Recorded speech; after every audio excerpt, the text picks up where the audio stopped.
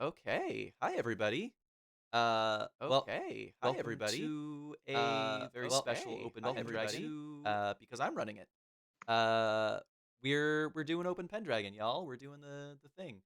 Um, so Bob is away for today. The mice will play. I'm the mice. Um, we are going to be doing the Battle of Lindsey from another perspective under Duke Ulfius' command.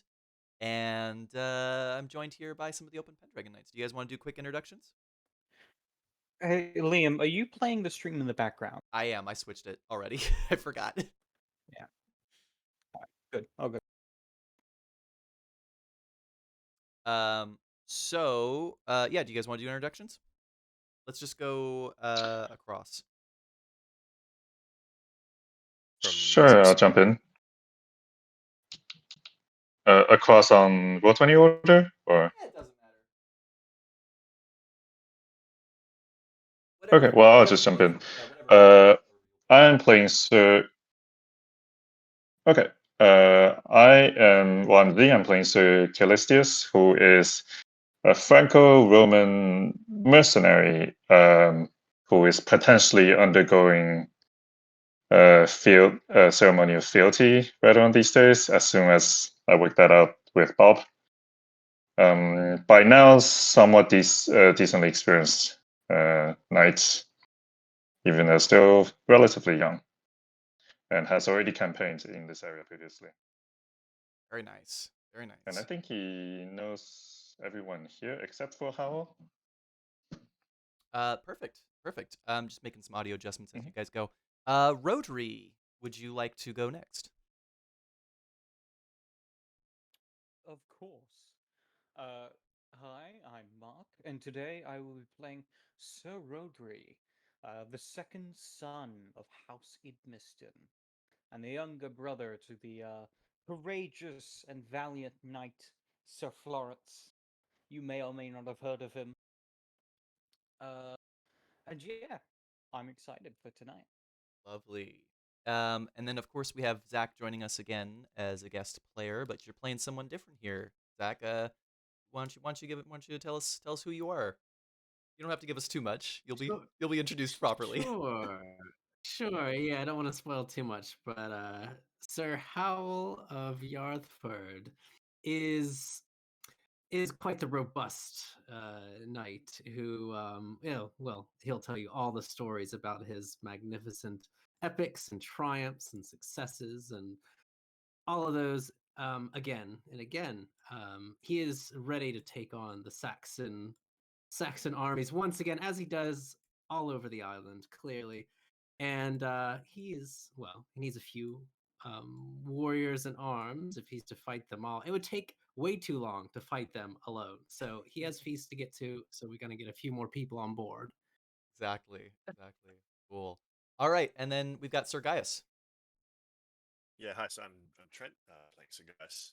He's another Franco-Roman, but he is a bit more localized, I suppose. His father was landed in Maris, and then again in Lindsey after he lost his lands in Maris. Long story, but he's a big boy, an earthy, hulking man, barrel-chested, thick-nosed, and yeah, Got all the good qualities.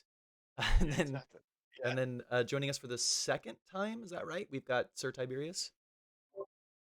Hello, good morning, everyone. Coming at you from Perth in Western Australia. So, Sir Tiberius is a mercenary knight from the city of Cirencester. He's very, very Roman. He looks very, very Roman. And the reason why he's a mercenary knight is because both his father and his grandfather died pretty much as early as they possibly could in his family history. So Oh, they left him with pretty much bugger all. And yeah, he's got to try and make his own way in the world. same here, dog. On the Google spreadsheet for Sir Perrin's family, it's just a name and then a big long blank space and then a name and then a big long blank space. Yeah, yeah. So I've really got to make a name for myself with this guy. And I heard there was a battle going on, and they call for mercenary knights. And I went, Lindsey, I've not been there before. Let's check out what that's like. Yes, there is actually. So you guys are all invited through various different means. Most of you hear about it from somebody else. Um, it's just a general like, hey, you're a mercenary knight. I heard that there's a, a knight up in Baroque County that's looking for a pretty massive amount of uh, mercenary knights, like unprecedented amounts. What more, he's offering to pay them quite a bit up front as well. So there's been a lot of people taking interest in this, and a lot of people have been talking about it.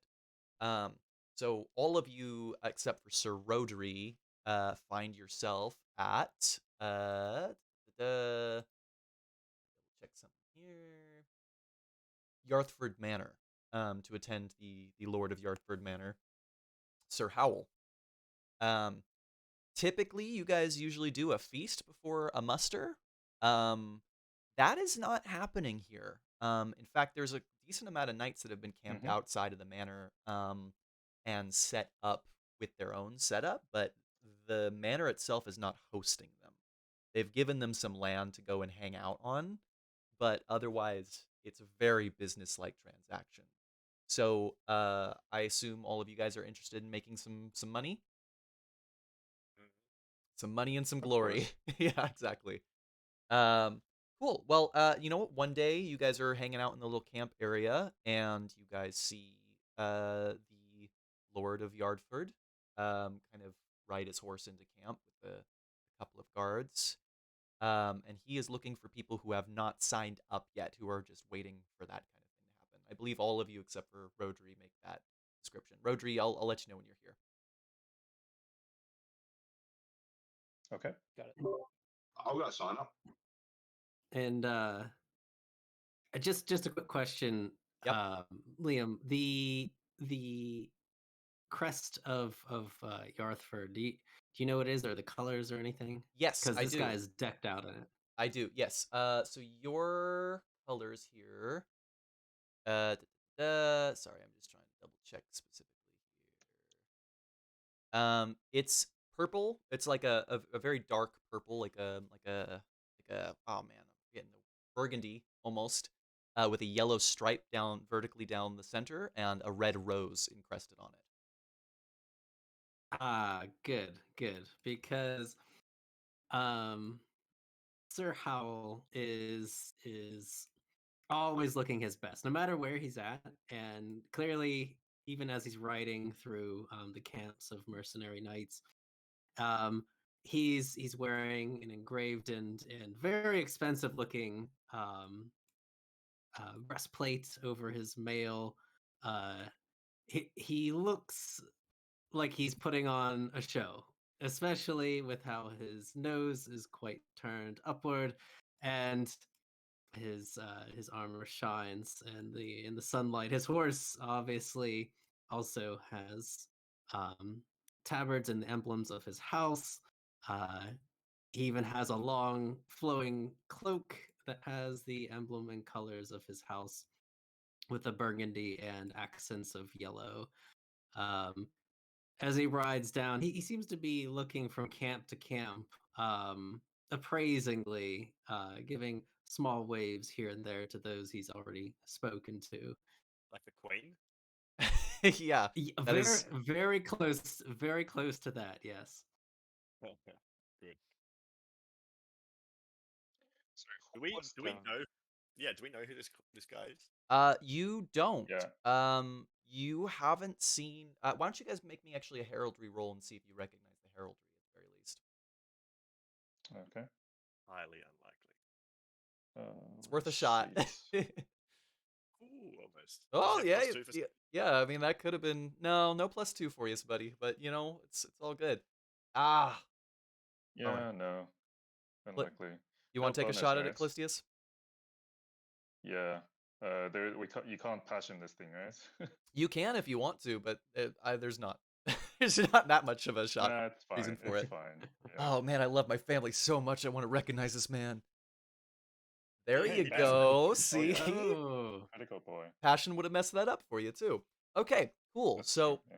Yeah. yeah. So you do actually recognize that heraldry. Yardford is a very wealthy manor in Baroque. They generally carry a lot of influence throughout Ulfius's, land in the Vale. But one of the kind of weird things about them is that it's not so much Yarthford's power, more his older brother Ulrich. Um, his older brother Ulrich is a close friend of Ulfius, and because of that, he ends up kind of getting a lot of special treatment and kind of stuff. One thing that you know is you haven't been in too many conflicts, but you've never heard anyone mention Sir Howell in a fight before. Yeah, right. Sorry, you said they're a wealthy manor in where? In Broke? I believe so, yes. Okay. And so, sorry, who was Orpheus? Duke Ulfius is the Duke of the Vale. He is Uther Pendragon's, I think, current best friend. he's Got it. he's basically second in command of Logres right now, more or Okay. less. Gotcha. Cool. But yeah, that's what you get. And one more thing about him too that I'll give you for that credit as well. The man has a lot of stories attributed to him. Yarmouth does, but very few people seem to know exactly like which parts of the stories are true or not. Yarmouth or Yarford? Yarthford, sorry, not Yarmouth. Okay. When you say the person has a lot of stories, is that referring to Ulrich? Correct. Yes. Okay. Gaius is after he signed up to get paid, probably go looking for Callistius. It's probably the only thing that he cares about. Yeah, if I was with any one of my known companions when I spotted the Yarmouth banner, I'll gossip what I know to them. Yeah. Why don't So you they guys? also know what Why I don't you know. guys actually meet in the line to sign up? How about that? You Yeah, guys can Well, you guys can perfect. catch each other there. Yep. And Tiberius, for the sake of getting you guys to meet faster, we'll say that you just happen to be right next to them as well. Yeah, sounds good. No cutting in line. All right. No, fine. Callistius, who's this lad over here? Handsome lad with the purple. Yeah, not a color you often see. Must be the Yarmouth of Yarthford of Brogue. Who the hell is that? Wow, they're if the rumors are true, they're made of gold. Made of gold. Well, let's hope he dies near us then. Yeah, I wonder what they're here for though. I don't think they're short for any. Maybe they bought the gold to pay us. Yeah. Who is paying us anyway? Good question. As words is that Sorry. the oldest Ulrich is the confidant of the king. Right. Well, hopefully his ears are as good as his sword. Yeah, this one I don't recognize though. Probably the younger brother. Hasn't heard a word about them. Didn't know he existed, to be honest. I suppose we shall see. As you guys kind of make your way further through the line, it turns out that the line leads itself directly to Sir Howell as well. He's kind of sitting at a little table with a couple of guards, and every single mercenary knight that you see get through this line walks away with a small sack of money. I'll whisper, I like him already. Yeah, me too. Although, it's suspicious whenever anybody's throwing quite this much money around for, well, nothing yet. Well, we may find the man objectionable, but the gold probably not. Gaius nods. Tiberius, you get to howl first. The guy in front of you is handed about 2 librum, and thanks Sir Howell, and he goes, "Thank you, Lord. I look forward to serving under you." And then kind of nods. You're very welcome. I look forward to fighting the Saxon threat with you. Of course. And he kind of makes his way out, just excited to have the cash. And then Tiberius. And just as a side note, yeah, the Sir Howell is younger, and he seems all washed and trimmed up for this display. While he has an overly noble demeanor to him, it seems like perhaps not all of it is earned. He's not a huge muscled out knight or of any sorts. He's actually quite thin. His haircut, perhaps he spends more time on his hair, which is oiled and shaved on his sides of his head. He has a nice trimmed beard and gives small smiles and a nod to the next person in line and a welcoming gesture with his hand as he has a what seems to be a squire next to him, handling many different small bags of what seem to be coin. He grabs another from his squire. Good, Sorry, go ahead. good day, my lord. I'm here to sign up for the battle. Ah, very good, very good, Sir Knight. We need everyone we can to defend the island. I know that while I'm there, we'll put up the best of fights on my front, but I must share the glory, I've been told. And I believe share some of the wealth that we shall regain from these invaders. And he plops the bag down. I can promise you 2 librum up front, and 4 once our front has taken the field, and 1 handily. Might I possibly request a modification, my lord? It's clear that Sir Howell does not appreciate such a thing. He raises an eyebrow, but he leans forward a bit. Oh, a modification. I am a knight without a lord. If I fight valiantly this day, I will take half money if you will let your lord know that I am worthy of being a member of his household. A recommendation. Is this what you are seeking? It is, my lord. I see. I see. And he sits back in his chair, a bit smug in his appraisal as he looks Tiberius up and down. What is your name, Sir Knight? I am Sir Tiberius, as I said before, from the city of Cirencester. My father is dead, and he has left me naught but my armor and weapons that I bring into battle. Father died too young, unfortunately. I And plan to make the same mistake. he kind of, before you can finish, he kind of waves a hand. I see. Quite unfortunate, but there are places to rise to greatness, as I have done, and I believe this is fitting. If you serve by my side, we fight side by side.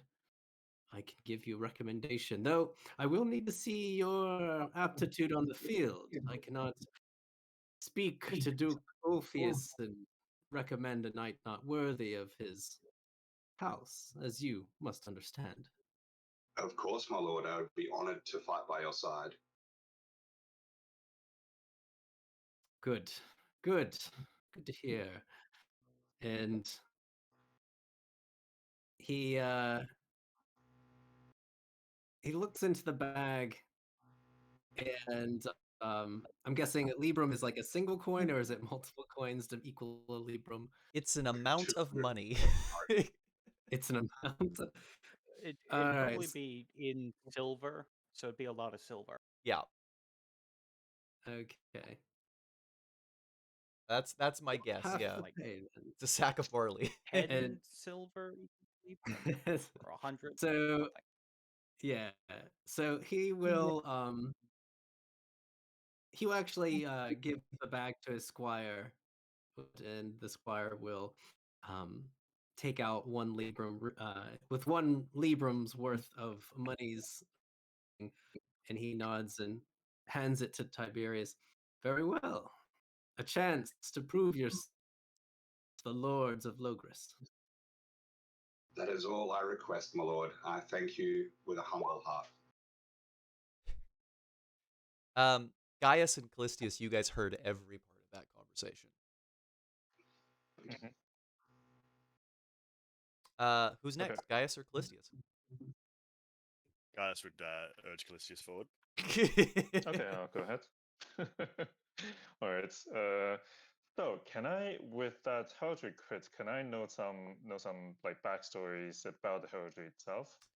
Maybe just like the lore about it. Yeah, no, yeah, sure. The rose is supposed to be symbolic for the household's loyalty and their beauty, as well as their, their thorns are also a big part of their whole personality. So they're very charming, typically very very handsome, very pretty, but they've also been very capable fighters under the various banners of Logres. Um, the gold color is supposed to symbolize their wealth, and the purple is also supposed to symbolize their nobility. Um, Beyond that, it's kind of hard to make out anything too specific, just because um, even though it is a notable house within this county, there isn't that much to go on. As I don't think you guys spend too much time out this far east. Okay. Yeah, sure. Well, further east, actually. Yeah, yeah. You're sorry. Yeah. Correct. Right. Then I will walk up and say, "Good day, Sir Howell, I suppose, of Yarthford." Good afternoon, Sir Knight. I'm glad that you have taken up the call to valor and honor. It is an honor. The name is Sir Callistius of. Give me a second. Oh, good. It's not just me.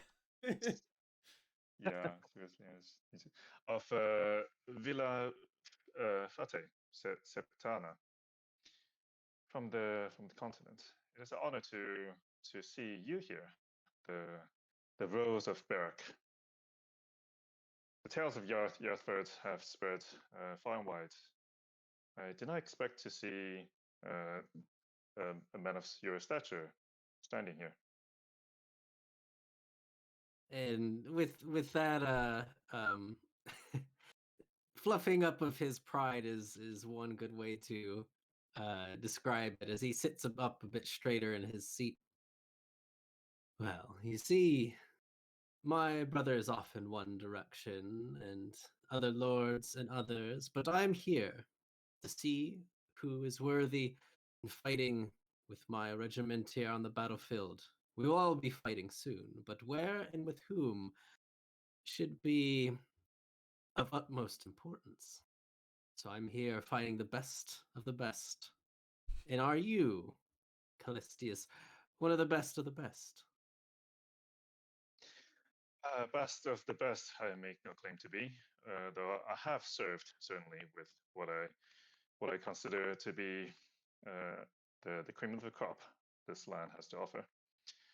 The man that you just spoke to, Sir Tiberius, and the man behind me, Sir Gaius, are both heroes of the battlefield, having slain many Saxons and saved our glorious land. I still wish to prove my own valor one day, but I'm afraid I may be more tongues than swords. But what I can do, I whack well. I give a grin. And Howl gives a small smile. Well, very good, very good. Veterans of the battlefield are exactly what I am looking for the Saxon threat. While they have been on our island for a while, there are some knights among us that haven't been tested.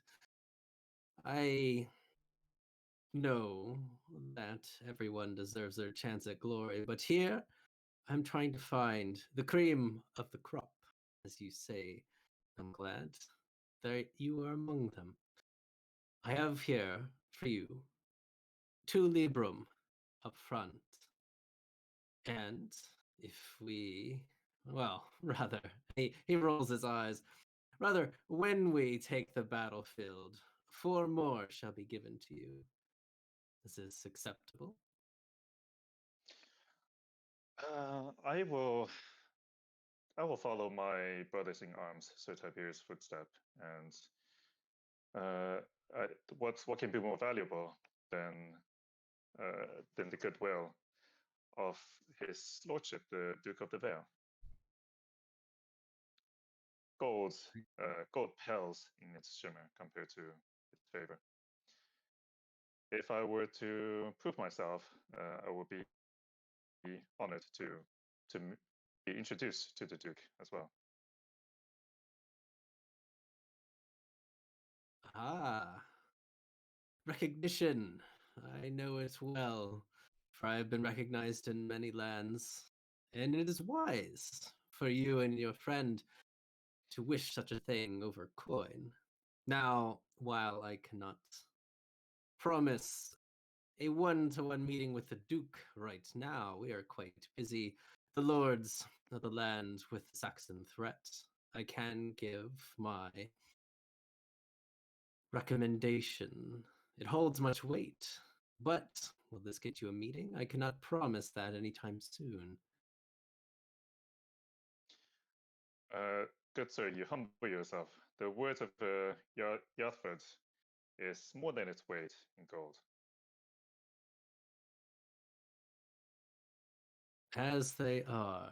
And, well, it seems Tiberius wishes to serve for his reputation, as is wise, then you so can too. Are you wishing to have the same deal, as in half the pay? Indeed. Then let it be so. And he looks to his squire to do the hard work of counting out the coins from the pouch, and The squire's he hands it back.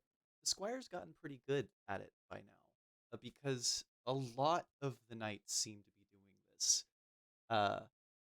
Something about the generosity of how much you're offering is compelling them to think this is a good inn. So you were expecting to spend way more than you actually have today. Okay, yeah. And the entire time Sir Howl is, yes, recommendations, and he does it with a smile. So he does, once he gets the pouch back, he will set it on the table in front of Callistius. 1 librum is then for the upfront. I'll take it and give it about. Well, give you about. Well, that's like whatever people do, actually. Yeah. I'm going to give that money a salute, and then I'm going to talk? take off. Yes. Bye. Yep. Bye. Gaius. So, guys.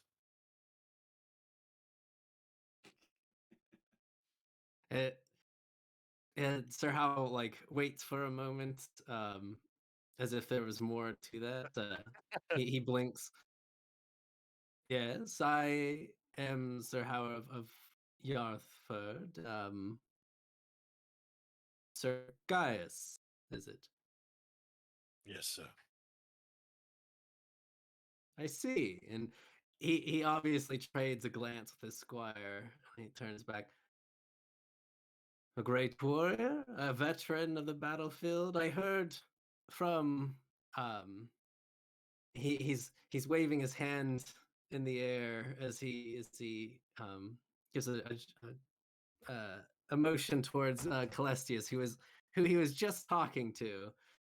The Sir Knight there that you have fought the Saxons. Yes, sir. His modesty saved my life. I see. Quite heroic then. Tell me, Sir Gaius, are you wishing to join us on the front, the battlefield, where we will earn glory for all time? And I know that it may be difficult to fight the barbarian, but with me, it won't be too much of a chore. Never at yours, sir. Are you leading the battalion? Of course, of course. We will be in the front, as is proper. Gaius looks down and sort of looks up and around and sort of tries to catch sight of somebody older. There's a lot of older knights here. Almost all of them are mercenaries. Right. He opens his mouth to say something, but then doesn't. I heard your deal earlier, 2 and 4. What if we lose? If we lose, and Howell looks, cocks up an eye and an eyebrow, and well, I don't believe you should really worry about that. But if we are routed in some kind of trickery or magics or any kinds of unfortunate turn of events, then only the 2 Librum is what we are worthy of, are we not? Not sure I see your logic, sir. It means that we did not fight hard enough on the battlefield, clearly, and therefore we should not be rewarded for something we did not fight hard enough for.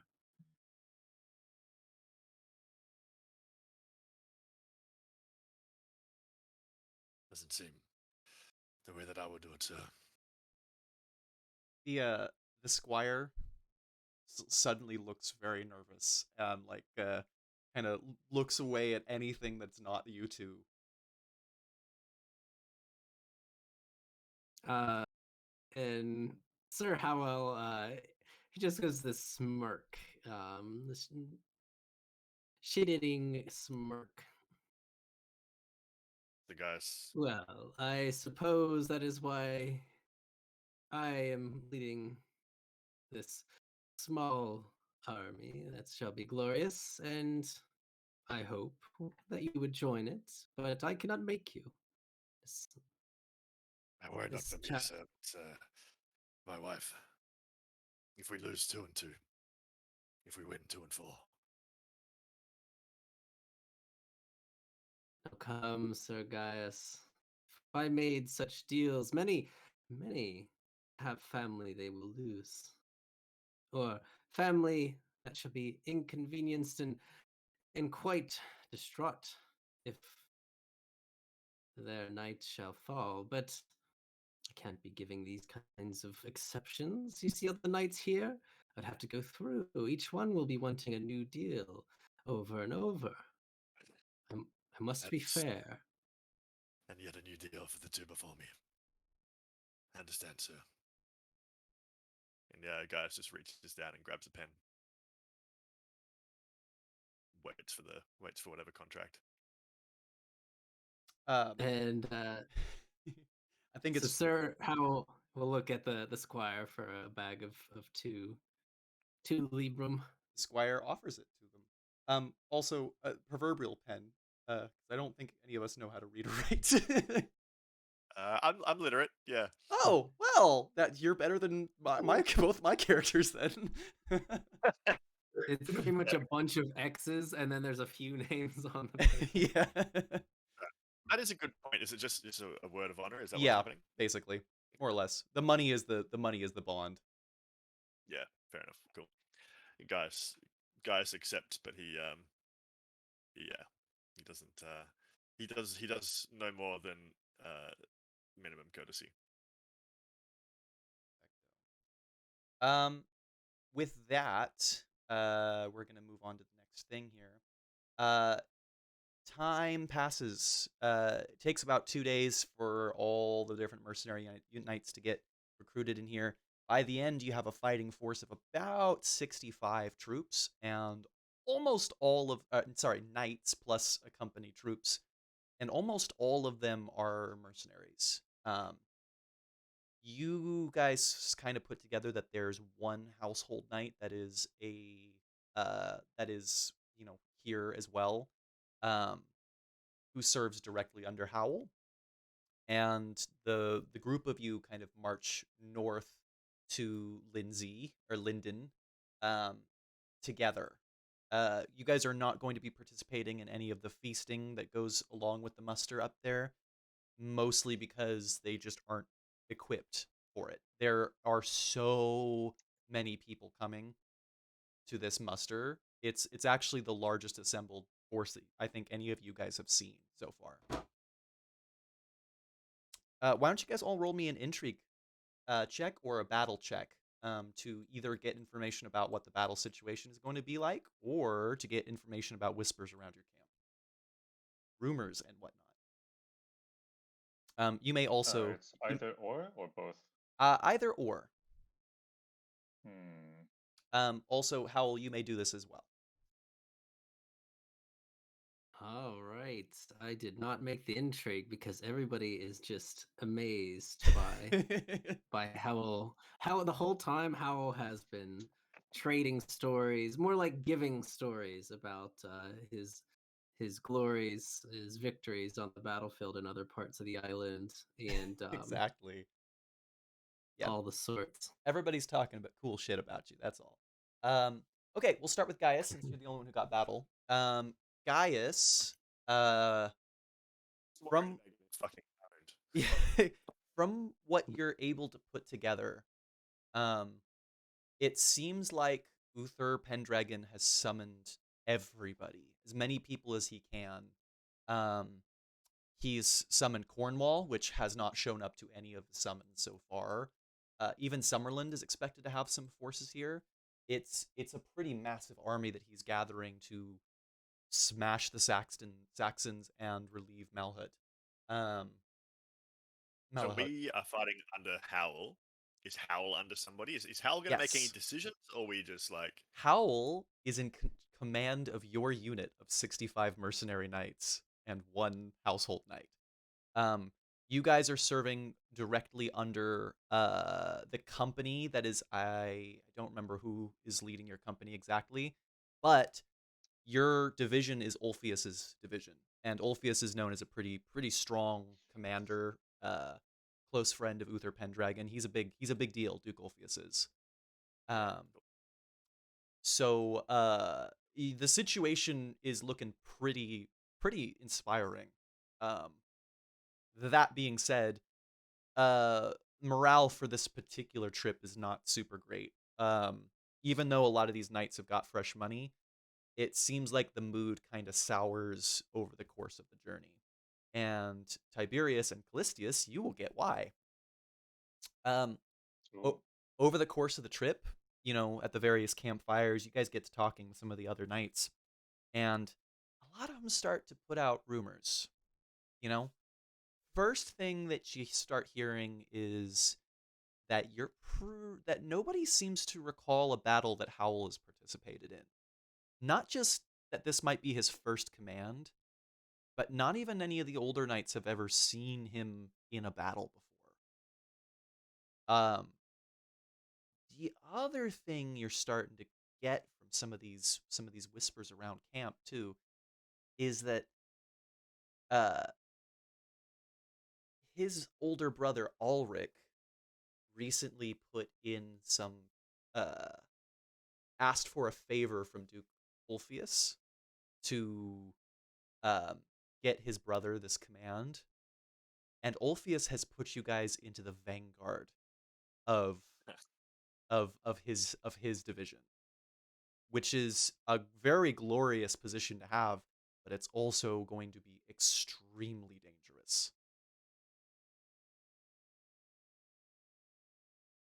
There's one more thing as well. One night kind of towards the end of the trip, just after you guys have made it into Linden, but not when you guys are at the muster, the household knight that you guys met makes his way and kind of sits down at the campfire near you guys. Let me see what his name is. Katarok. No, Karadoc. He kind of sits down next to you guys at one point, is warming his hands. Hello, fellas. You don't mind if I stop here for a moment, do you? Please. Welcome, friend. Karadoc. Who are you? Callistius. Callistius. Nice. From where do you hail? Koda. Oh, Yarford, myself. I'm a friend of Sir Howell's father. Ah. Late father.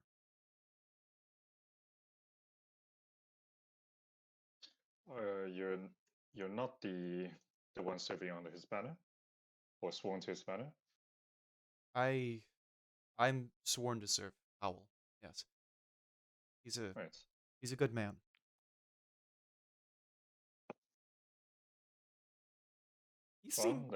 He seems kind of anxious. He's an older knight. He's not super young, but you can tell from some of the scars that he's seen a lot of combat as well.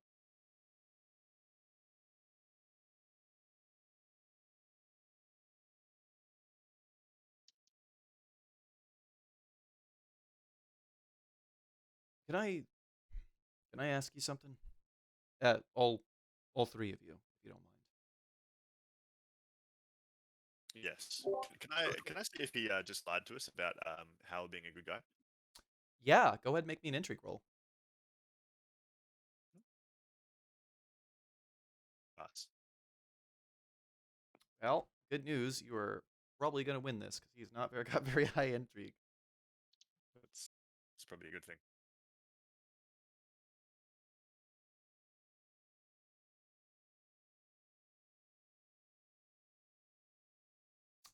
He passed, but you got a greater success. So, he means it to an extent. Yeah, I see. It's clear that he does believe that Howell is a good person and a good knight, but there is definitely a bit of There's an asterisk. Yeah, there's a little bit of obfuscation when he says it. Yeah, I think I understand. What is it, Caradoc? Speak freely, sir. I was nearby when the three of you signed up.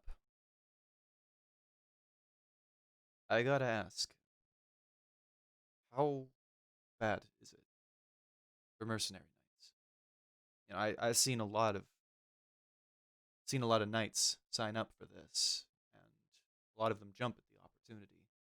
A lot of them are willing to put their lives on the line for a place of honor. I understand that more than most, but I just... And he kind of struggles with his words a little bit. He goes, I'm getting older. And it's been hard to consider some of the decisions I've made in my life, what I could do differently.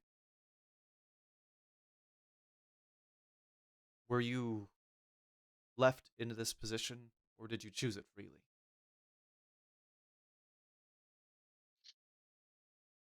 Well, um, my father's father struck on this path. My father followed it. God guided it, and some may say the Fays have a hand in it as well. But this is the life I know. I knew no other. See, so your family made it a decent long time, lived full lives. I think there's some nobility in that. Ups and downs. My grandfather had quite some success, but success, as he may have been, that never spares a mercenary from the ultimate fate. And the same was true for my father. What about you two?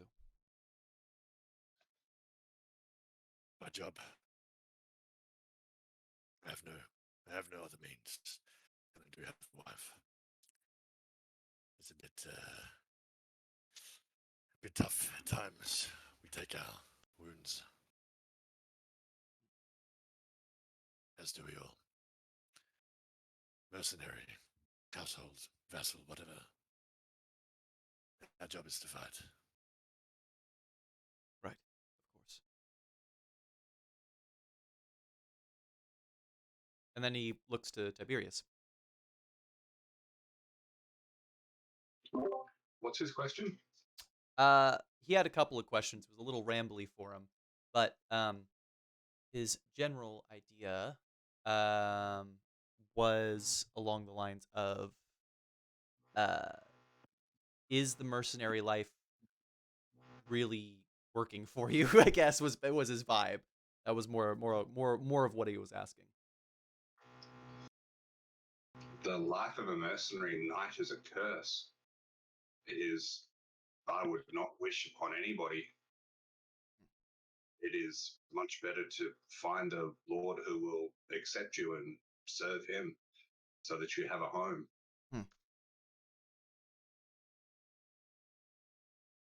Okay. See. Well, thank you. I look forward to seeing you all with honor on the battlefield. We're still a few good nights short of our quota, so we'll be taking in some reserves from Salisbury. I hope you don't mind having some company. More the merrier. Question. Yeah, by all means. Who leads Arashiel? That would be Howl. Howl's going to be leading us. Above him is... I'm not certain exactly, but our division is going to be in Ulfius's banner. Will you ride next to him? Ulfius or Howl? Howl. He'll be leading the charge right alongside you. The vanguard, so we're going to be pushing right into where the fighting's going to be thickest. You'll be shoulder to shoulder. I just want to make sure that there is a good man with Howl's ear when things get hard.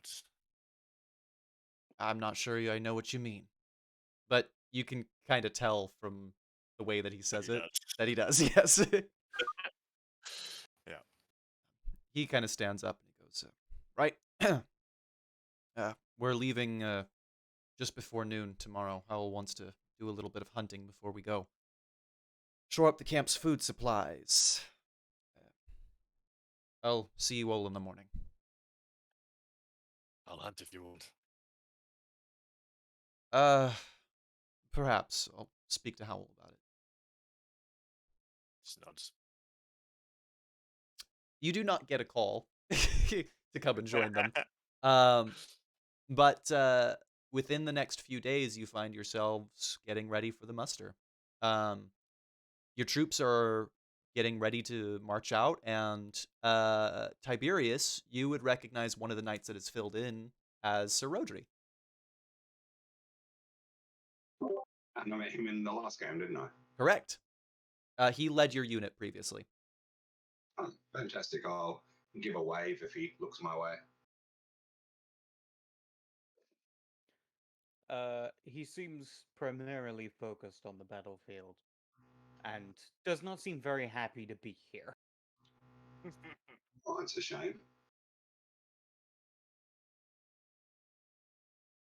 Seems he is not here by his own choice. Perhaps for a favor or something like along those. He is. He would look over. Yeah, Rodri is literally on the entire other side of the army from the rest of his family and the rest of Salisbury. They are not close. Yeah. Brilliant. He would look over very briefly, noting Tiberius. And Sir Calisius as well. Not Calisius. Yes. Calisius is right. Said it right. Calus. Mhm. Is it? I thought it was Celestius? Calcius or something like that. Callistius. Celestius. It's one of them. You can say Celestius. Mount Olympus over there. Yeah. But yeah. But he would give a nod to the two knights, but he does not engage in conversation or anything along those lines. Mhm. Just very different to the rest of the mercenaries. There is a noble veneer to him as he's standing there. Howl, you are walking along with Caradog, looking at the new lads to have joined. See who's here and do a final head count for what your vanguard arrangement is. Caradog recommends the couple of mercenary knights that he spent some time with at the campfire to ride in alongside you with the first charge. In addition, you also notice a few Salisbury knights have joined as well. And as you are kind of making your way around, you recognize your older brother riding in through the camp to make his way towards you. Oh, okay.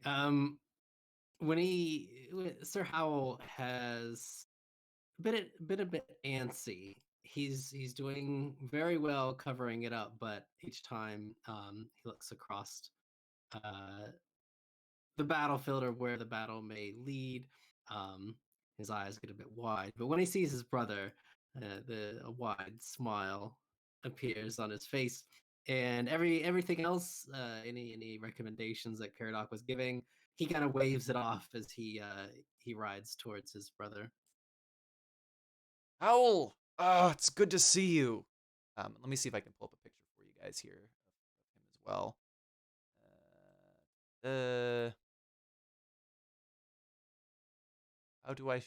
How for do I show two players? I don't know if I can, but I will just have to pretend that he's present for you guys. You'll see him later. He's this man. I'm putting him on Baroque right now, or I'll put him up by Linden actually.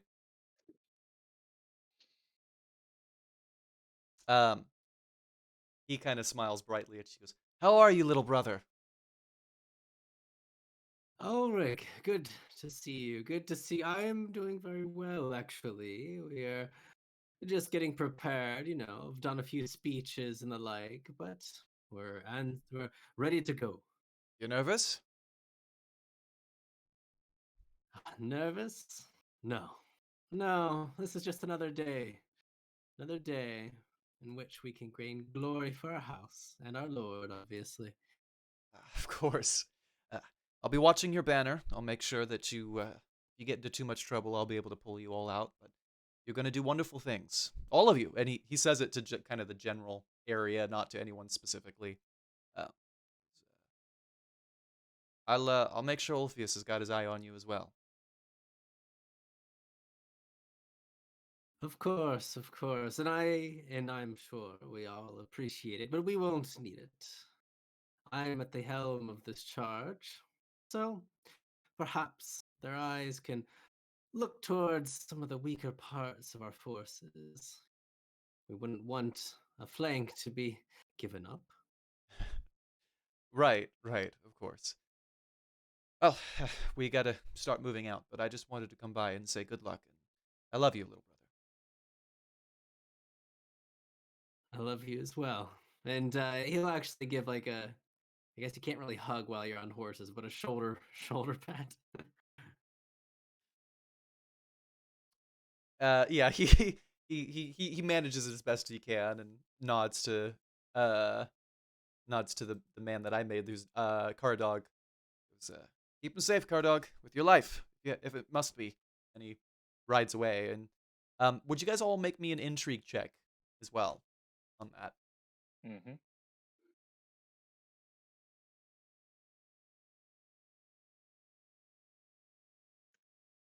Oh, love you, Rodri.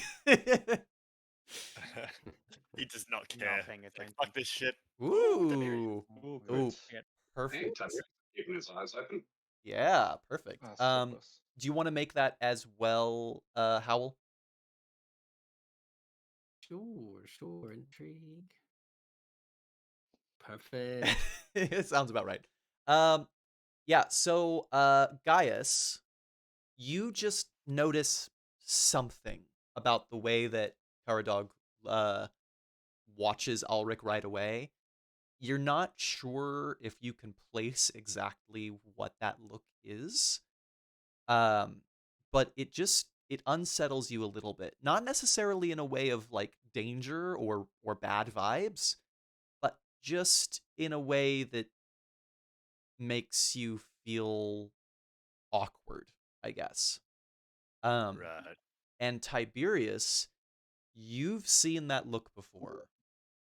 You've definitely seen that look before. You've seen the look that Caradog gives Ulrich as he rides away as a very strong look of affection, and one that is secret and unrequited. The word that I'm trying to say. You know what I'm trying to say. I must be a bit lost. Did you not say they were brothers? This is Caradog, the household knight. He was a friend of their father. Ah, special friend. I see. Well, the church does frown upon such things. The Roman church, that is. You're saying that out loud? I'm not going to say. Despite the action, despite the actions of the Romans. Despite the actions of the Romans, the church is weird. Yeah, exactly. It's subtle and it's clearly supposed to be secret, but it's just something you pick up on. Who was he giving the look to in my group? Who what? Who was he giving the look to in my group? No one. He was giving it to Ulrich, who is Howell's older brother. Oh, okay. I might just want to like lean close and go, discretion, friend. What? Oh, I don't know what you're talking about. And he just kind of like, anyway, Howell, we have preparations to make. Let's get moving. Of course. And Yes. yeah. Yes. A few more of my rallying speeches. Perhaps the men on the ends have not heard. I'll go to them. Of course, sire. And he they both kind of make their way off. Rolls his eyes. I think people would just hear him go, of all the places to be stuck, why here? And with that, we are moving on to the battle. So I'm gonna move us over here now. This is the wrong one. Ignore this. I've moved you onto the wrong screen. There we go. Oh damn! Well, Howl, even if they're full of bullshit, Howl gave some good speeches. Yeah, his orate is really good. So I think as you guys are like lining up for the first charge, I think you guys do actually legitimately have a moment where Howl gives you guys a speech, and you guys kind of begrudgingly or wholeheartedly are like, "That's really good." Yeah, that was actually quite good speech. One land, one king, and all that. Yes. Do you want to try to make it, Zach, or do you want to just get into combat here? We should probably just get into it if we're looking to. Yeah, it's gonna make our. It's gonna be a big one too, so we'll try to get through it as quickly as possible. Yeah. But all right, fellas. So we're using the battle system that we're pretty familiar with here in the game. I've made a couple. Bob and I are testing out a couple little tweaks. So if it's not exactly how you've seen it before, just understand that that's the reason here. Now, Howl, you are in command here. We're going to get us off started here with step 1 context. The Saxons outnumber you guys 2-1, which typically would be a -5 battle. However, we are better equipped than them, so it is going to be a +5 for you guys. So it's just going to be a straight battle roll for Orpheus's unit here. So why don't you go ahead, Howl, and make me a battle roll. As you guys prep. Oh, and it's first charge, so you're actually gonna get another +5. So just a +5. Just a +5. Just a +5. And for battles, passions, do they only they last for 1 round in these battles? Passions will only last for 1 round, which is about an hour of battle. Yes. Okay. So battle +5.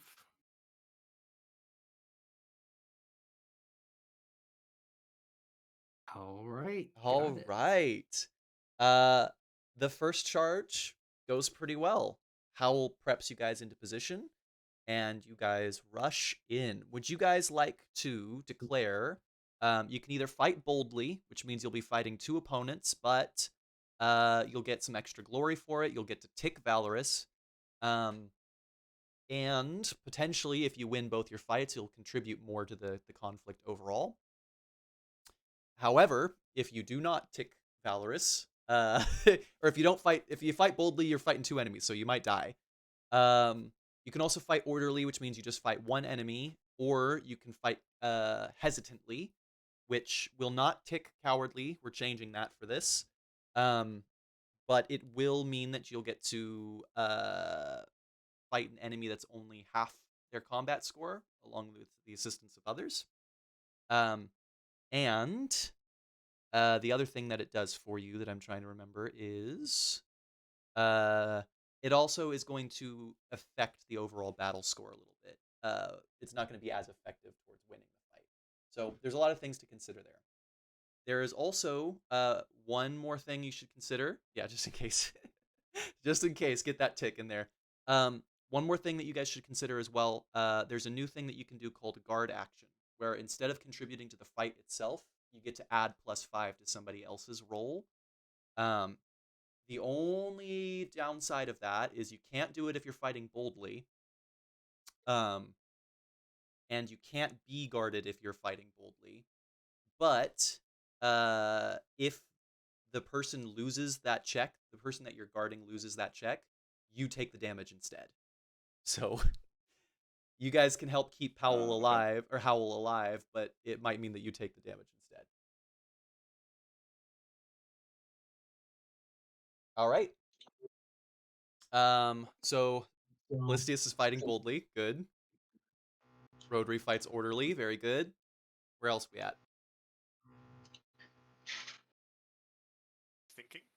First charge. I mean, first charge is that's a party, right? Yeah, you're gonna have some good bonuses too. So now is the time to fight boldly if you're gonna fight boldly. Yeah, absolutely. Everything else gets harder. Tiberius is guarding. Who would you like to guard? The guy who's going to give me a recommendation. Howl. Very good. Okay, cool. Perfect. That's everybody then. Let me roll on some charts here. Let's see here.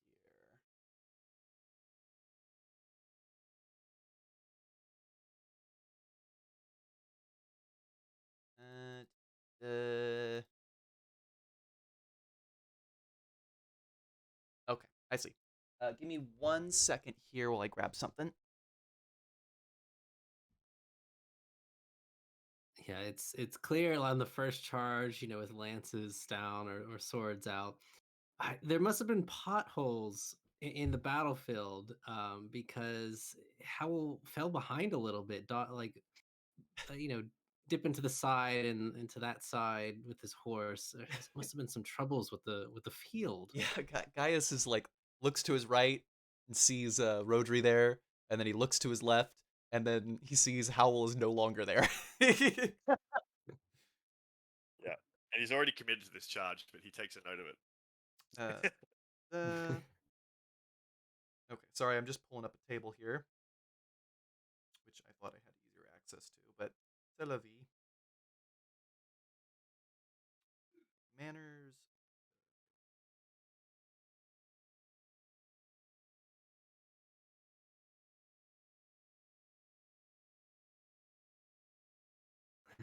Sun gets in your eyes. The wind, wrong direction it's blowing.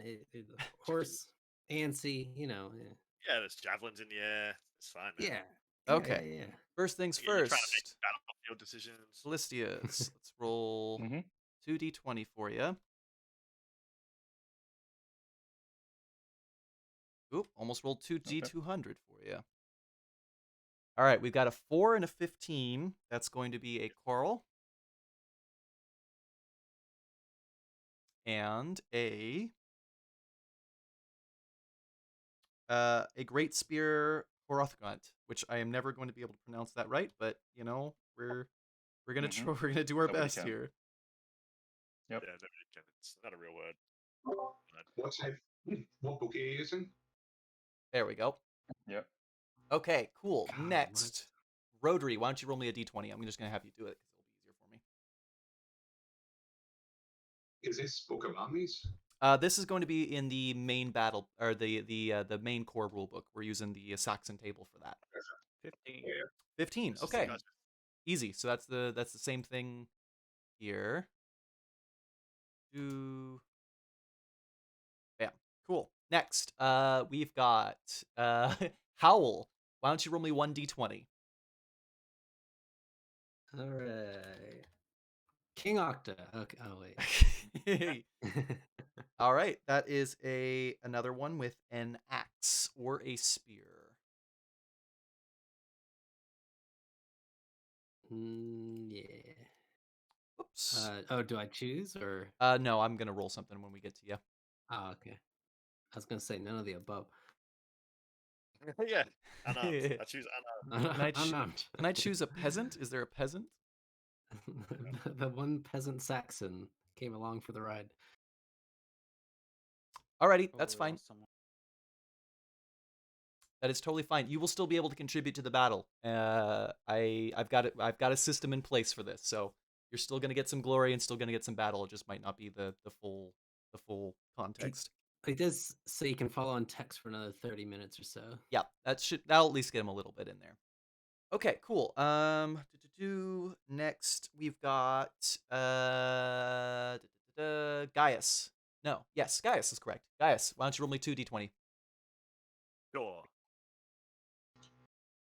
Man, I really respect Bob for how fast he's able to do this stuff. Okay, a 13 and a 20. That's fun. So you've got a same thing that Howl has. Guy.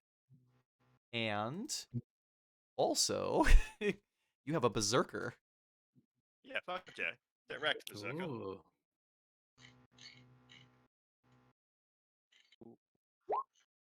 Okay, cool. So let's go ahead and start with Callistius. Is he still in? Can we still hear him? Can he still hear us? Or is he just able to communicate by text? He's out of the Discord. He's out of the Discord. Okay.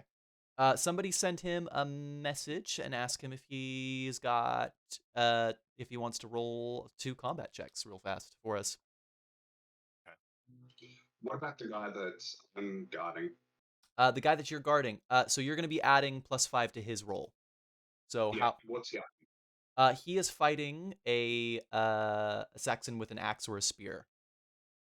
So he's doing all right. He's not too bad. He's fighting hesitantly anyway. So he's you've hung back alongside him. I did say I'd ride next to him. It's true. Do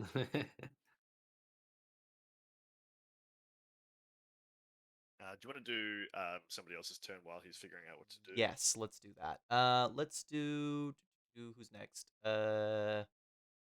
Rodri. Gonna passion first. Cool. Hey, there you go.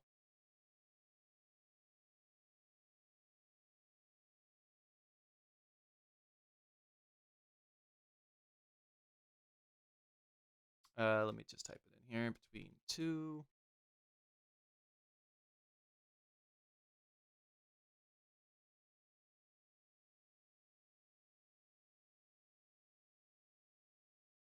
+5 on both. I believe it is. Oh yeah, +10 because it's the charge, right? Yep, it's first charge. So it'd actually be a +15. Is it a +15? Oh shit, you're right. Yeah, because in your rules you add passion and mountain. Correct. You add all bonus to split, I right? forgot about his passion as well.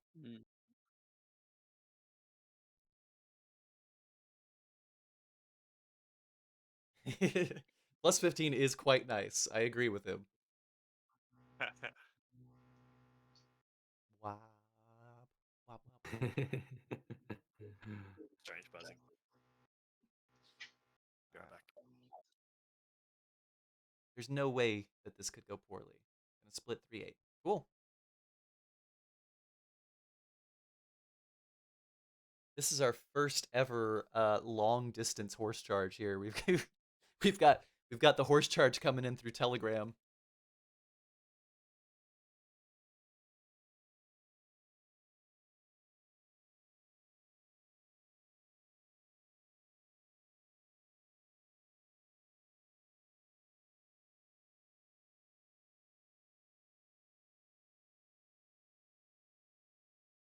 Yeah, figuring out how to split rolls in this is always real frustrating for me.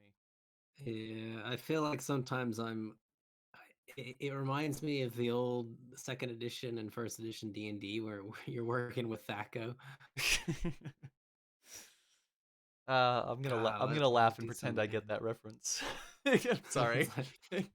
Because the acronym was to hit AC 0, so you had to calculate everything based off of what your character Right. needed to hit AC 0. And it's like very convoluted way. The maths itself is actually not complicated. It's just that it's difficult to explain why it is, but like in terms of actual practical calculation, it's not hard at all.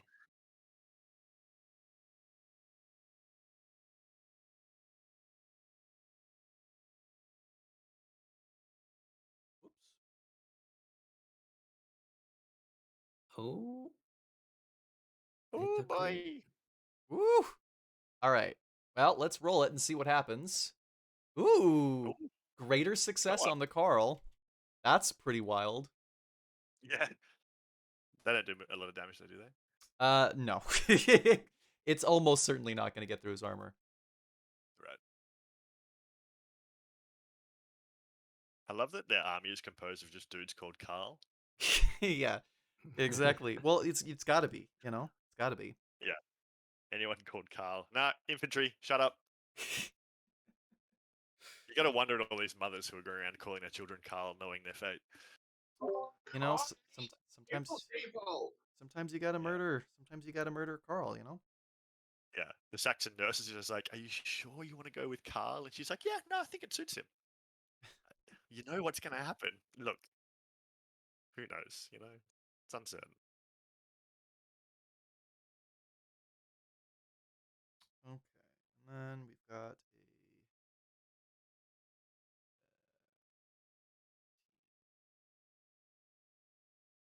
yeah, so the second one's successful, but it hits. So, good news. That's not too bad.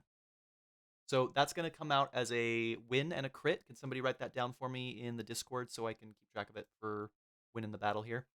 And then that is that's a loss and a crit. My bad. And then let's do that damage.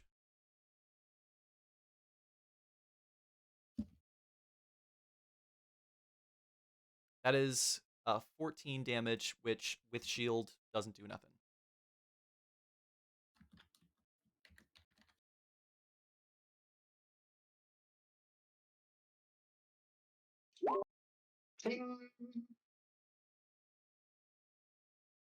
Whew. Yeah, exactly. All right, Rodri, you're up. He might. It depends. He might be. I don't know if he has chainmail or not. Does he? Do you guys not have chainmail? We didn't start with it, but he might have bought it since then. Oh, if you guys didn't start with it, I don't know. I wasn't briefed about this. What What is your It should guys' be written in armor? there. Yeah, what is your armor that you guys have? I think it was either 8 or something like that, maybe. 8? I think it'd be 8. Either way, it's still 14. You're still good. Never mind. Yeah, still fine. All right. thank you for that. Right. It's good to know though. So doubled, is that the... Correct. He is. I think our new thing is that we're rolling 4 extra d6 or something like that, but it doesn't matter for this. You guys don't need to roll damage for the villains. I mean, or for the enemies. You can because it's fun, but I'll need you for the berserker though, right? Because I need to stop him. no, I don't think so.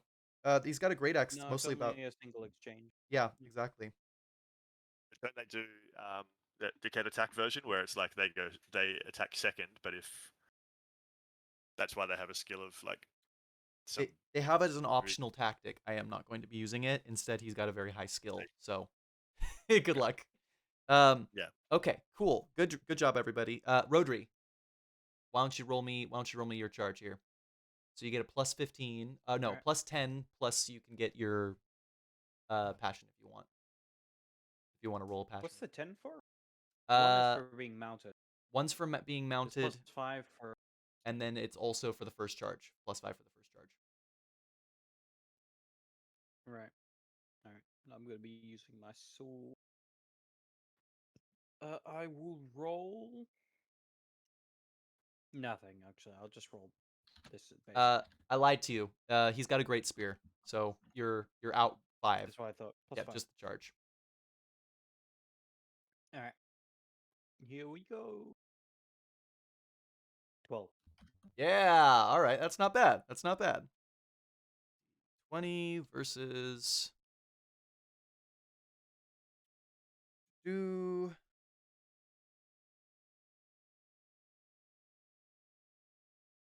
All right. That's a success. All right. You are able to get the leg up on here. Will somebody record another win, please? On to Howl. Just for the sake of it. Yep. Howl. Go ahead and roll me your attack. And I will figure out if axe or spear here. We've got spear.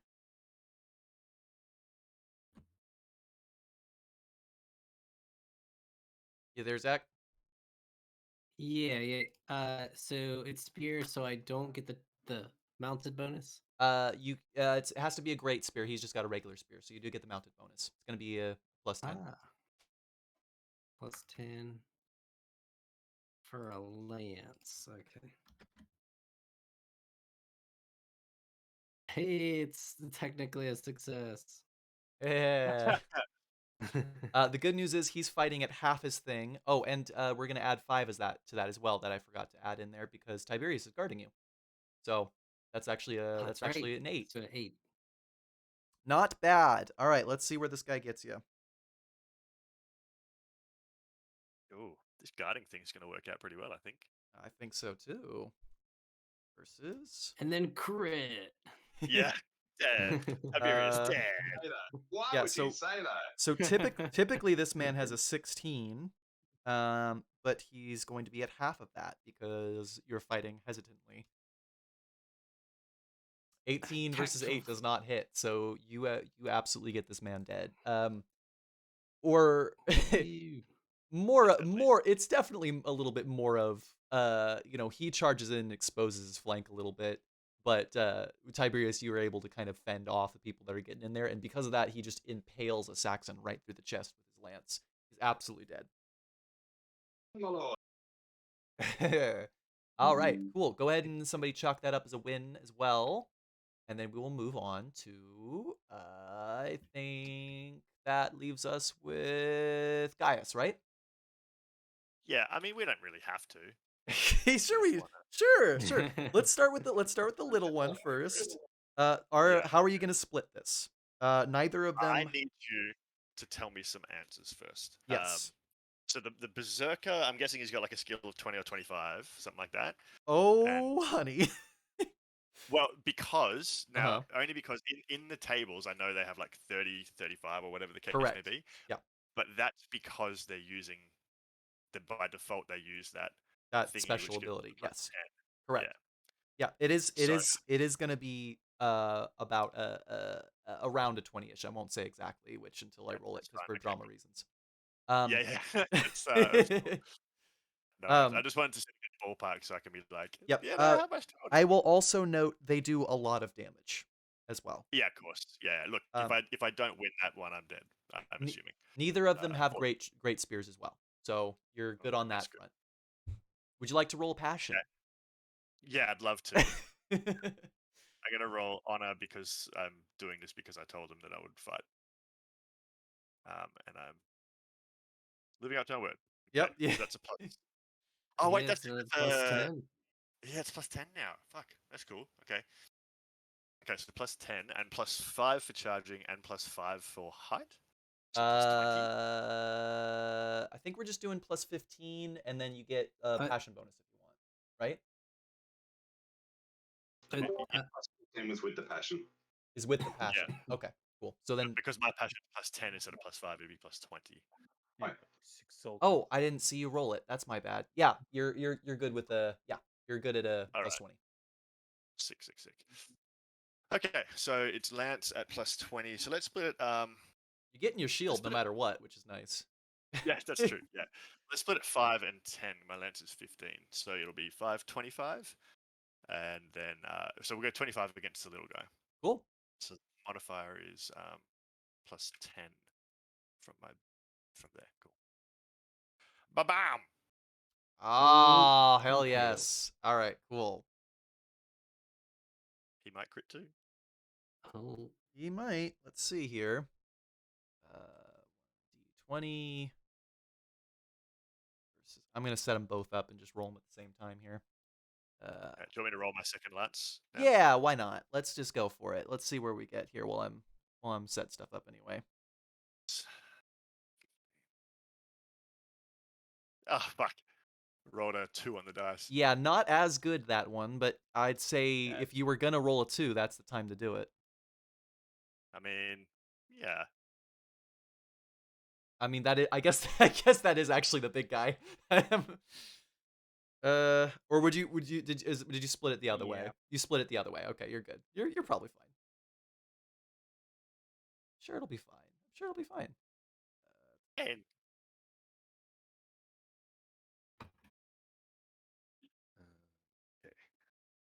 Okay. So that's going to be a 14 on the second roll there. Oh wow! Yeah. Okay. Yeah, and then the first one is definitely you crush that man. So, all right, cool. So, you want me to roll some damage? Not if you don't want to. They should get a -5 as well for the height bonus, right? Or I am not sure. I don't know if we've been playing with that. No. But yeah, we'll No, that's not the case. We'll see. We'll see. We'll see what the Great Axe does here. You ready? You guys, your breath held? You good? I'll be that, surely. Yeah, it's fine. Oh wait, which one was which? That's an excellent question. The 12 versus 22 there. That was the Berserker. Which one was your top lance? The one that you split for the Berserker, or was the bottom one? Yes. So the top one is at plus 10, and I was giving less to the littler guy. So I annihilate the littler guy, but we both got 12. He actually got 14 because he's out of 20. He got a 20. Okay, cool. He got 14. So he won slightly. He's gonna do some good damage to you here. That was a bad roll, but it's all right. You're gonna be okay. I will just. Now, I'm okay if you haven't been playing the rule this way the whole time, but there is the height bonus is a reflexive bonus. Yeah. Typically. Yeah. If you want to not do that, that's I don't think we've been using that so far, but don't worry, you're gonna be fine. It's not gonna kill me. Yeah. Plus, okay, so that's so your armor's 8, and then you got shield, so that's 10 now. I bought chainmail because I have money. okay. So Oh, well, there you go. 16. All right, Yeah, so you're alive. You're hurt pretty bad. 12. You managed to get in through that charge and just immediately crush one of these guys, like just trample him completely. But an axe gets over your shield and slams into your shoulder from the other direction, and it is quite messed up. We're just doing. I think we just do straight 6, Jeremy, for at least in our game. I don't know if that's how it's normally supposed to be. All right, cool. Why don't you guys tell me what you and then that's going to be a win and a crit. It is. Was it an axe? Yeah, it's a great axe. Oh, it was a great axe. Yes, sorry. 1d6. We're just changing all the rules. Don't worry about it. We'll say that offsets the fact that he doesn't get would that kill you if it did hit you? At the. It's not going to kill me. It might give me a major wound though, depending on what it rolls. That sounds interesting to me though. Is that how we've been doing it, Mark? I don't remember the last time we fought a great axe. Specifically, axes does do it. Make the shield a d6. Yeah. Swords, when you tie with someone, you disarm them, and blunt weapons can go through a bit of armor. Yep. I say roll the shield. I'm not gonna have you roll for size and horseman on this one. I think I got my reasons. Okay. Ow! 3 is fine. My cat bit me. Hello. He's avenging you. Okay, cool. So you're all right. You're all right. You're all right, boy. Okay. So why don't you guys help me total this up here? So that counts as a crit and a win. What's our total average? Is it above 0? I don't know who's been recording it. I've been recording it. Tiberius doesn't because he's been doing a guard. Correct. Okay. So it would be above 0. It should be above 0. Should be above 0. Technically, it's 2 crits. I'm pretty sure you guys are. Losses. Yeah, I'm pretty sure you guys are good. But it's fun to double check. Because if a loss is a -1 and a crit is a crit +2. Correct. +2. Okay, so. No, stop it, bastard! Not use that. You're fine. And then, so we're at 4. We should be at 4. You're at 4 total. Okay. So with your success on the battle there, and with your guys' triumph, you're going to push back the Saxon unit 2 ticks, which is quite good for you guys. 1, 2. If you guys push them back another tick, they are going to be actively eliminated. Oh, actually, I think it's 4 they're routed. Let's see. I might 1, be wrong. 2, 3. No, it's 3. Oh, all right. Yeah, it's kind of strange setup on this thing here, but 1, 2. Yeah, you guys pushing back 2 ticks. All right. If they take 1 more, they're out.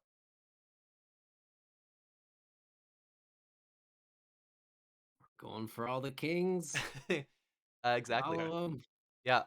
Very nice. Okay, good job, guys. Now we're gonna roll see what happens for the rest of your guys in your crew here. So we're gonna roll a d6 for each of the 2 units that are fighting alongside you here. This little hedgehog boy and the one with the arrows.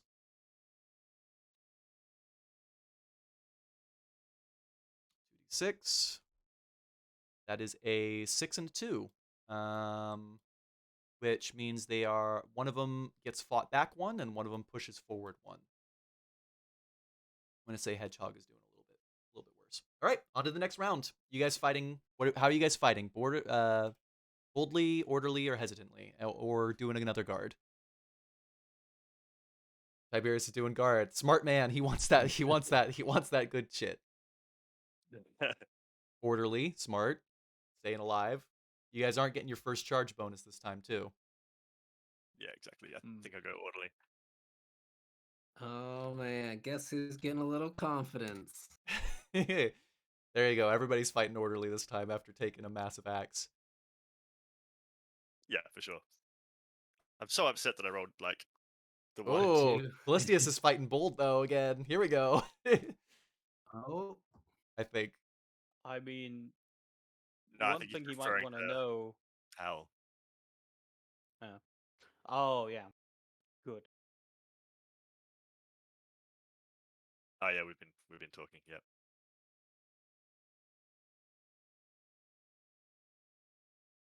oh, I mean, where's all the kings at? Might as well fight the royal guard. Yeah, exactly. You guys got to push deeper, right? Okay, cool. So let's actually do it in reverse order. Let's do Callistius last. So let's start again with Gaius. Or actually, yeah. Well, D20. actually, you know what? Let's do it the way they put it in the messages here. So Tiberius, you're guarding. Who are you guarding? Let me guess. Is it Howl? You bet it is. Yeah. All right. You get a +5, Howl. Rodri, All right. let's do you here. Let's roll. Why don't you roll me a d20? See what you get. 3. Okay, 3 is pretty good. That's just a regular Carl with a bow. So you're getting a ranged unit. You're gonna be good. All right. I am actually calling him a Carl now because it'll be easier for my dyslexia. All right, moving on. Perfect. Hell yeah, I love that generic d20. Okay, cool. We'll say Callistius has got a heavy Hrothgar. Let's do X. 15 X. Okay, cool. Next, Gaius. Why don't you roll me a d20? Yes. Just the one this time. Isn't that great? 20. Ah, shit. Boring. 6. That's okay. That's a Carl with a regular spear, so you're good. Oh, not even a great spear. Not even a Yeah. great spear. Exactly. Carl Spear, my favorite musician. Okay. Next, we've got Howl. Howl, why don't you roll me a d20? All right. Poor Gaius is quite injured. Yeah. should be Oh boy. Oh boy. 15. All right, that is a great spear, lad. So I'm just That's not the. gonna mark him with his actual weapon because that's gonna be easier for me. H. Great spear. Off. Okay. All right, cool. Let's start with Rodri then. Rodri, why don't you roll me your attack here? Now you're only going to be having a +5, but they're ranged units, so they're going to get to attack you first. Do you want to divert any to defending against that? Yes, and I'll also roll a passion. Ooh, all right. I will roll my honor. He's an honorable boy. He's an honorable lad. Oh, not that Oh, honorable. not that honorable. Oh no. That one is not famous though, so I think you're good. Just is it a -5 or is it no effect? I think. I think it's -5. Hold on. Let me find the I'll table. I lose do it have all. it. Thank you, my friend. It's in house rules. Okay. Unopposed passions, normal passion, fumble, melancholy for d6 plus 5 days and lose 1 point of passion. All right, we won't worry too much about the d6 days because that's not going to be too apparent for us here. But yeah, -1 to the passion and that's it. Or is he at -5 for the rest of the round? Yeah. So it's melancholy. I'm pretty Oh, sure melancholy. melancholy. Yeah, -5. Okay, good luck, buddy. That's also for like a week. So he's -5 indefinitely now apparently. All right, go on. Which makes sense. He's just fucking pissed off that Salisbury have sent him here instead of with his family, and he's like, "Fuck this shit." He's feeling quite dishonored, I feel, by this, honestly. Yeah, The fact that he's absolutely. lumped in here with the mercenary knights. No offense. Maybe offense. Who knows? Makes A sense. little Yeah. bit of offense. A little It's bit of unfortunate offense. for his character. All right. So how much are you throwing to deflecting? You should be just rolling it straight, I guess, because you've lost your horse bonus. Nah, I'm not gonna deflect. Okay. Yeah. I think that's probably fine. Just a good straight kill this dude. All right, well, then I will roll him. He got a 7 out of that's supposed to be a 7 out of 10, not an 11. Shouldn't matter too much, but. All right, that hits. Roll damage.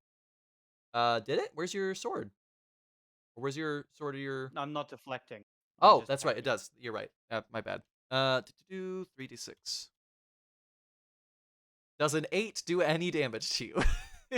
No, not even close. Even if you had used your shield, it wouldn't have done any. It would have. Yeah. Anyway. Okay, you're good. You want to roll to attack this man? Miss. Okay, then he gets away, and that will be counting it as a tie. You're still at +5, right? He's not, because he's got his melancholy. I lose it because I have -5. Sorry. I'm sorry. I'm juggling 2 different things. It's all right. We're all there, buddy. It's all good. Gaius, your turn. Oh, cool. Who am I fighting? Some nerd? You are fighting a Carl, I believe, with a great spear. No, with just a regular spear. Okay, what does that mean for my numbers? Just +5 for Correct. being big? You are getting a +5 for the mounted bonus, and then if you want to roll a passion, you can roll passion. But your passion does not carry over from last round. So. Correct. Yeah. Okay. I mean, I do hate Saxons, but not that much. Not that much. Yeah. It's not worth the trouble. These Saxons. Who is it? Just a Carl? No. Yeah. I'll just roll it. I'll roll +5. You know you hate him. You hate him good and proper. Yeah, it's true. I'm less racist than the Salisbury. If you're gonna hate him, you better commit to hating him. You know. Yeah, that's right. Yeah. Fuck you with your fucking twos. He failed though, so you're good. All right, cool. Okay. Chalk that up to a win. You decapitate this man if you want to. Yeah, do it. I'm gonna roll damage just because I have. Yeah, do it. It's fun. There we go. Yeah, there you go. I have but shit roll again. I'm just getting all my bad rolls out of the way now. It's fine. Everything's fine. I think you're doing great. Okay. Thanks, man. Who's next? We've got that's gonna be Howl. All right, Howl. What you doing for this strike? You know, remember you're gonna get a +10, 5 for your mounted. Oh no, you're not getting a +10. You're just getting a +5 because it's a guy with a great spear. Right. Well, Great spear is not +5. It's got nothing. What was that? He does have +5 from being guarded, right? Yeah, he's being guarded by Jeremy, by Tiberius. Jeremy's here as well, I guess.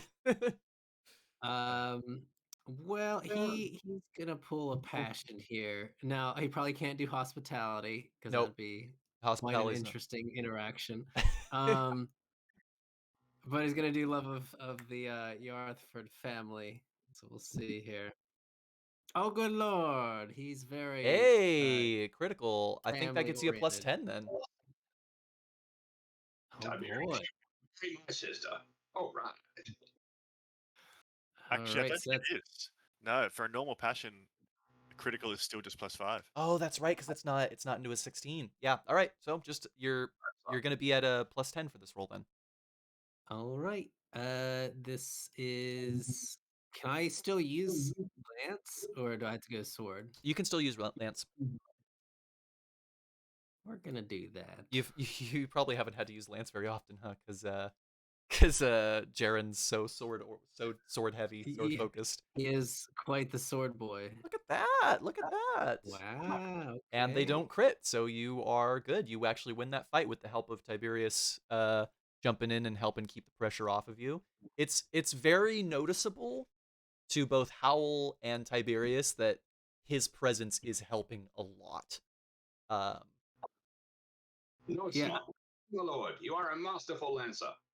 And then, the first time that Tiberius jumped in there, Howl it was clear that Howl just outmaneuvered every single opponent. But the second round here that this happened, he's kind of like giving a glance towards Tiberius as he probably parried a sword that was going to go in his side or something. Gives a stiff nod.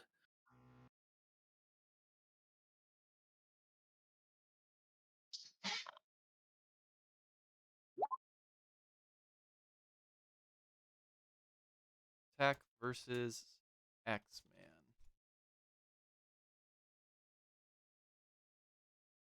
Mounted bonus. And Zach, we also forgot to roll your command roll for this one. We'll do that in just a moment. We'll let your passion right. apply if you'd like to. Yeah. He needs it.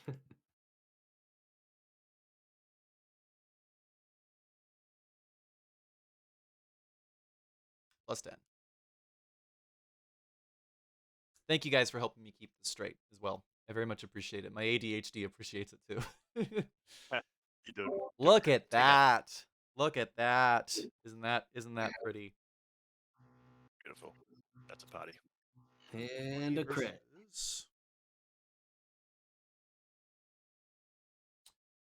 Let's see what he's fighting here.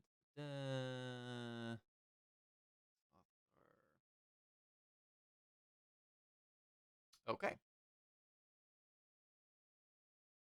Yep, that's a hit. Okay, mark that. I think everybody got successes this time. Except for Rodri, who got a tie.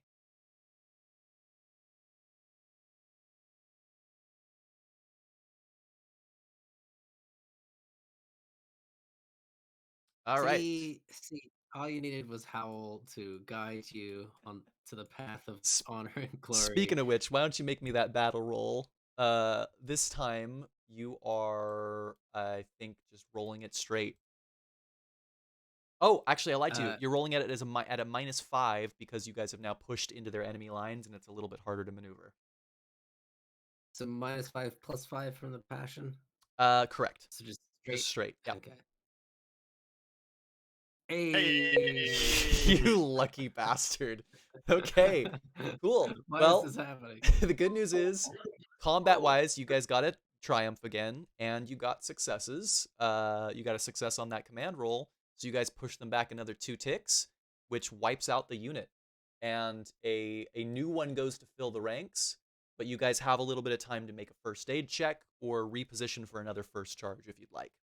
You basically have 1 round to do that with.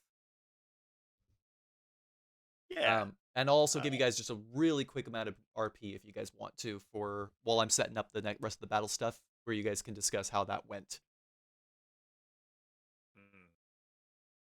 Guys has been distracted trying to keep half an eye on Howl, and so he's not performing his best. So you said we can either set up for a charge or first aid. Is that right? Correct. You can either set up for a new charge or you can do some first aid. And first aid is on.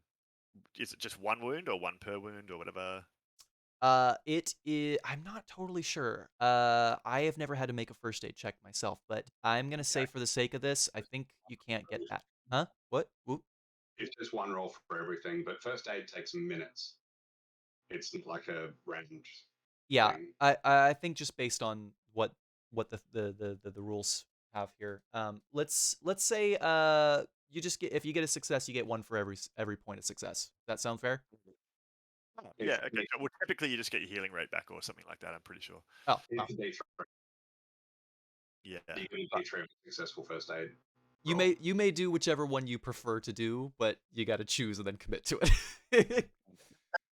Yeah, that's fine. But if I do that, then I don't get a chance to charge. But my sword's better than my lance anyway.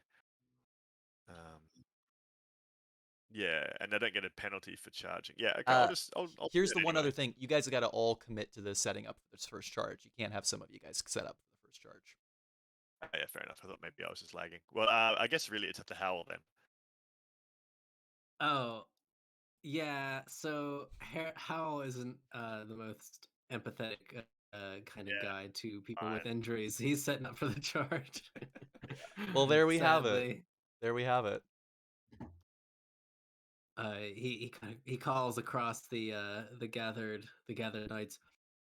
Very good, amazing. Did you see me there? But did you see yourselves? We're going to throw them off, each and one of us.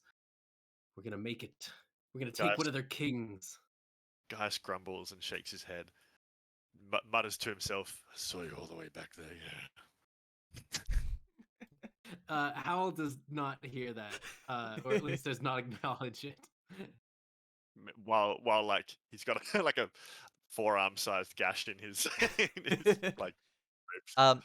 Keep in mind, guys, you guys have been crushing this fight so far. So if you wanted, you guys could spend one of you guys could spend an action guarding Gaius as well, considering he's so badly hurt. As long Fine. as long as you and him are not fighting orderly, you can do that. Speaking of which, how you guys want to fight this next round? You guys have first charge bonus.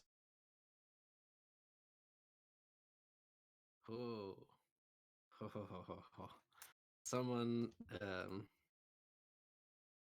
someone is quite pumped for his not first battle that is going well. Ooh, you may tick valorous, Howl. And if you fought, I think all of you guys fought boldly except for Rodri. All of you guys can tick valorous as well.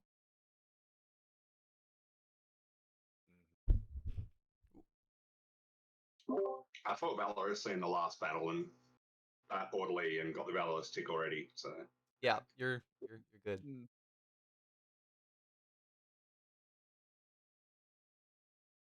All right, everybody except for Howl. So, Tiberius, you are not able to guard Howl this turn. He rushed ahead of you, and you are not able to catch up to him. So you got to choose something else to do. orderly it is. Orderly it is. There you go. Okay. I can get up to him as quickly as I can. Let's get Howl out of the way first here. Now, I am going to assign something to you, Howl, rather than have you roll, as you are technically my NPC for this episode. Right. I'm gonna have you roll a 3 and a 20. You are going to be fighting a berserker as well. Oh, easy peasy. Okay, got it. Cool. All right. So, let's go ahead and get that one out of the way first, yeah? All right, so the archer's going to take a shot at you. Would you like to divert any of your points to blocking the arrow? He is not, because he's going right for that berserker. The arrows, that's a peasant's weapon, really. Cool. Can I do a passion? You may absolutely do a passion. If you can find one that still applies. Loyalty to his lord for this battle. I mean, that should do fine. Yeah. Let's see. He got it. Wow, that is surprising. I'm so proud of him. The arrow hits you, but it does no damage, by the way.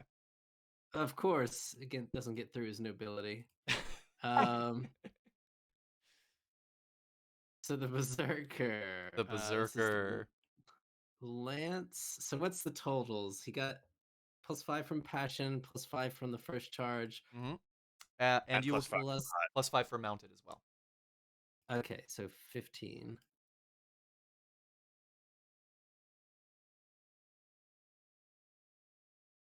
Oh, this is nerve-wracking. All right. Oh, okay. Not a bad lance.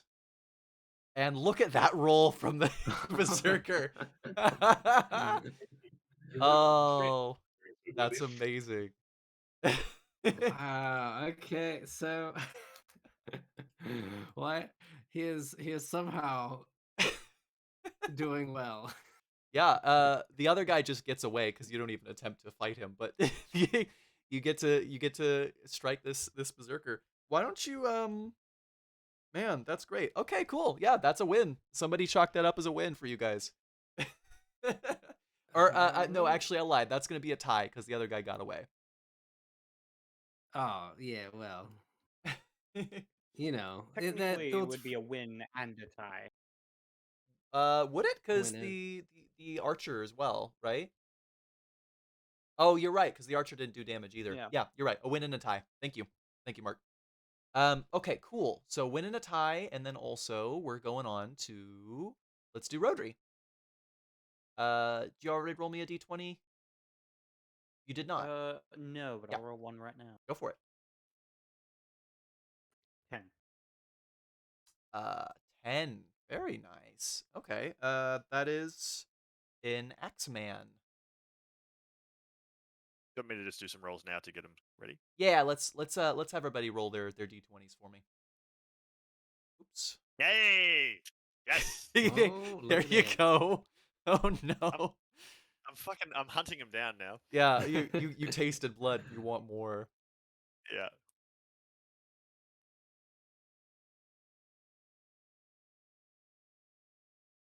Cool. Tiberius got a 4. That's another Carl.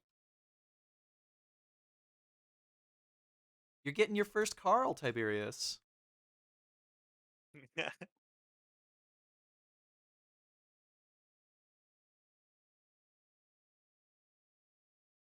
And then an 8 for...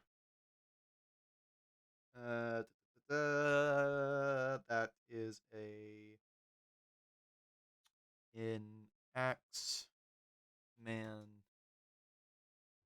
I'm going to label him as 13. No reason. Don't look into that. Don't worry about it. Anyway. All right, cool. Rodri, why don't you roll me your combat here? You going to roll any more passions? We're actually getting pretty close to end of combat. I'm proud of you guys. Can I? Do you have anything else that can apply? I do. Loyalty Lord. Go for it then, buddy. And you are getting your first charge bonus as well, so. All right, success. So you're going to be at a 15 for this man because he does not have a great spear. All right. 15. 15. 15. Very nice. Okay. And he's not very effective as a fighter as well. He failed. You got him. Go ahead and chalk that up as a win. Man, you guys are crushing it. You guys are doing great. Some of us. It seems Hold on a that second. it seems that Howell's plan seems to be working pretty well here. I mean, were there any doubts from the greatest general that ever graced the earth? His plan was just charge forward and kill everything. Brilliant, I know. Yeah. The confidence boost of having Tiberius with him for a couple of rounds. No, I'm That's good right. now. Yeah, I got this. All right, Gaius. Are you ready? All right. Yeah, no, I'm not ready. You're not- It's not up to me.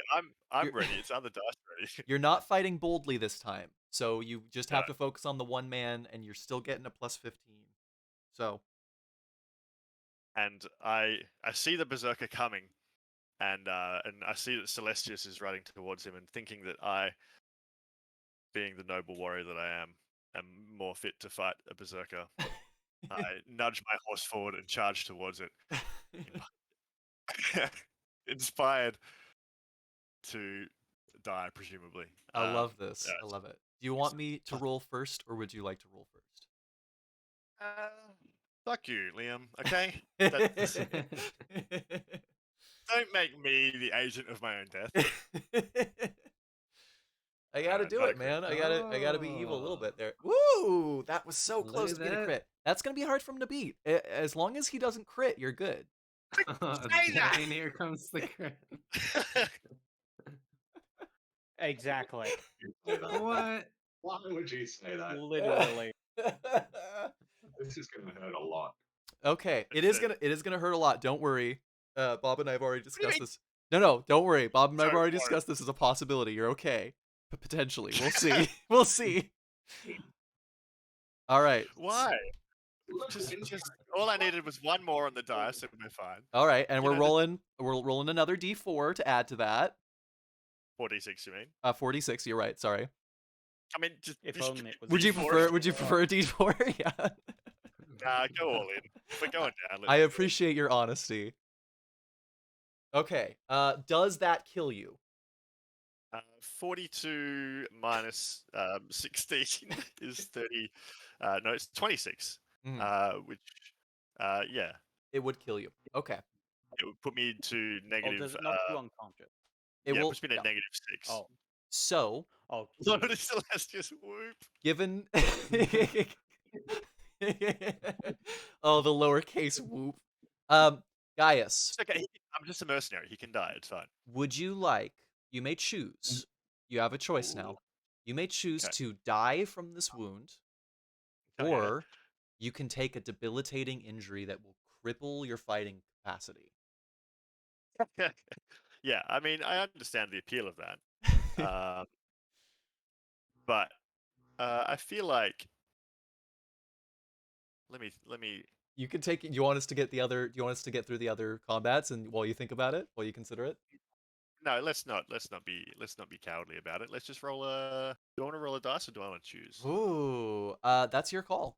I'm gonna make you choose whether you're choosing. Yeah, Yeah. No, that makes sense. I'm just thinking. I feel like I don't want to. Like he's not been a key character in the game or whatever the case may be. Terribly He's been much so. key. He's been key in my heart. He's been key in my heart. Yeah. No, I think it's important that people die sometimes. Mm-hmm. And 2 berserkers, 1 critical hit, 1 normal hit, etc. Although I will still argue that technically he should have had a -5 because of the reflexive height metal modifier, but that's fine. I'll talk to Bob about it, and you might be barely conscious, barely alive or something with that. Well, the difference is that I would win and I would not take any injuries twice now, but it doesn't matter.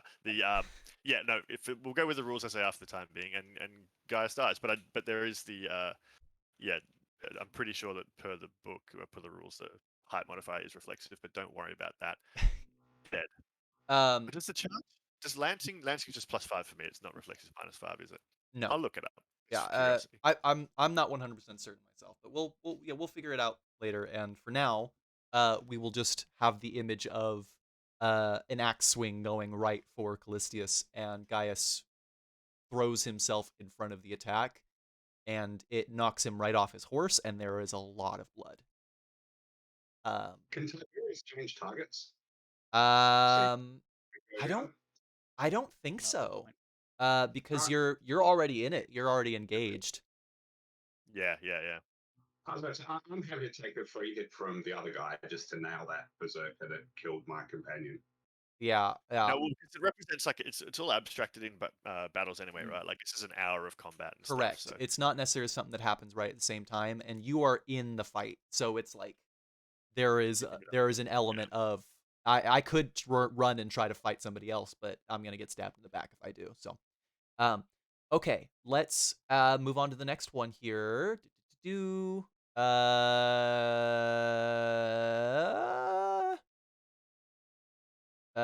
after? That'll be you actually, Tiberius. So you're fighting a regular Carl. So go ahead and give me your attack here. Yeah.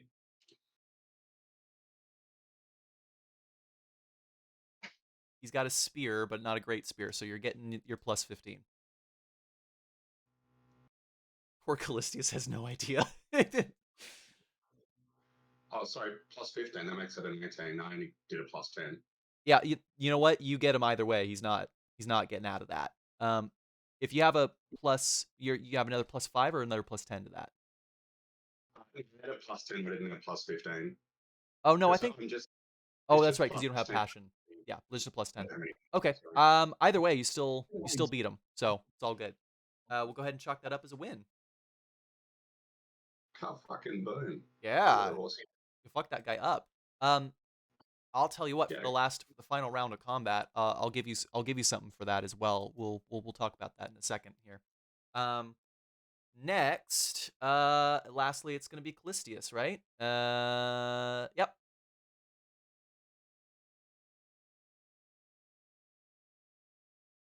Oop, that's a misspelling of your.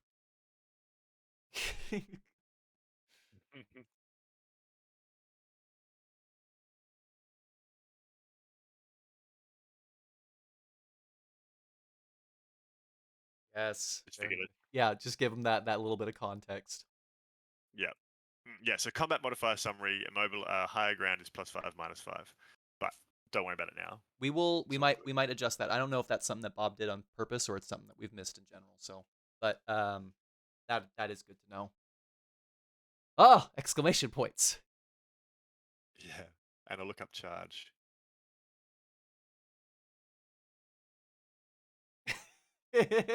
Oh no.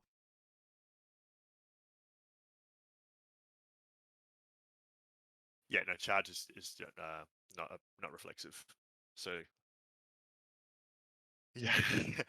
So a lance charge is +10 to the attacker, -5 to the defender, assuming they're not also interesting lance charging or using a great spear. Yeah, it's kind of designed. This is the point of like, as far as I understand from the book, this is the point of the point is to highlight the power of knights. They're tall, armored, lancing, and whatever else. And so, even though they're fighting warriors of equivalent skill, their circumstances render them much more effective on the battlefield, etc., etc. But it's all good. Yeah.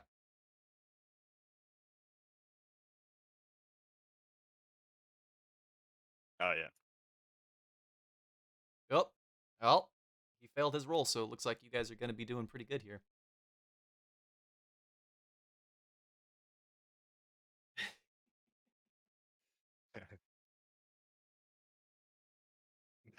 Oh, well, there we go. All right. Well, good news. He already failed his attack. So, shoot. That's what I tried to do, but he said I'd stuck with my guy. Yeah, I'm gonna have him still attack this guy here, and then I've got some for that next round. So.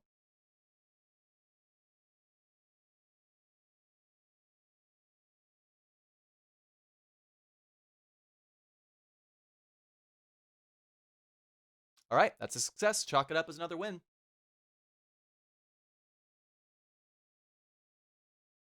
Okay. And then shit, did I forget to have you roll command again? I did. You did. I did. Yeah. Roll command again. No modifiers, just straight up. I had a passion active. Does that apply here? Yes, I will allow you to have the passion active because I forgot to have you do it at the top of the round. I imagine it would apply the whole round. So. All right. Okay. Critical battle. Look at this man. I intended him to be so useless. He should have been dead. Why is he here? Dead. Why is he here? It should have been you instead of Gaius. Well, okay. Well, he got a critical. Shouldn't that critical give us all bonuses or something? It is. I don't know. No. It is going to give a bonus to the actual what your result is here. So, Gaius was vanquished, which I believe means it's a -2 to their total score. Everybody else succeeded. Yes. Except for somebody who got a tie. That's going to put you guys well above 1, which means you guys are going to get 3 ticks here, which means in just this one turn, despite the loss of Gaius, you guys actually smash the entire unit again. To the king! And I will pause the actual battle itself, and I will zoom in on a moment here. Tiberius, you have seen Gaius go down, and the Berserker turns and looks at you, and just shouts out. And I'm gonna have him fight both you and Callistius here. I'll tell Callistius if you want. What was that? I'll type to Callistius if you want. Oh yeah, no. If you can put it in more detail than that, that's amazing. I very much appreciate that.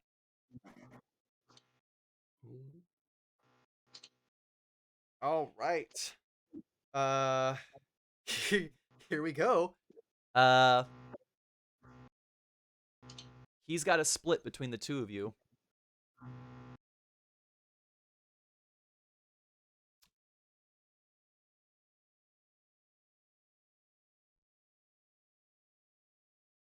I'll answer that question. Yeah, I was about to say. I was like, it certainly looks like it.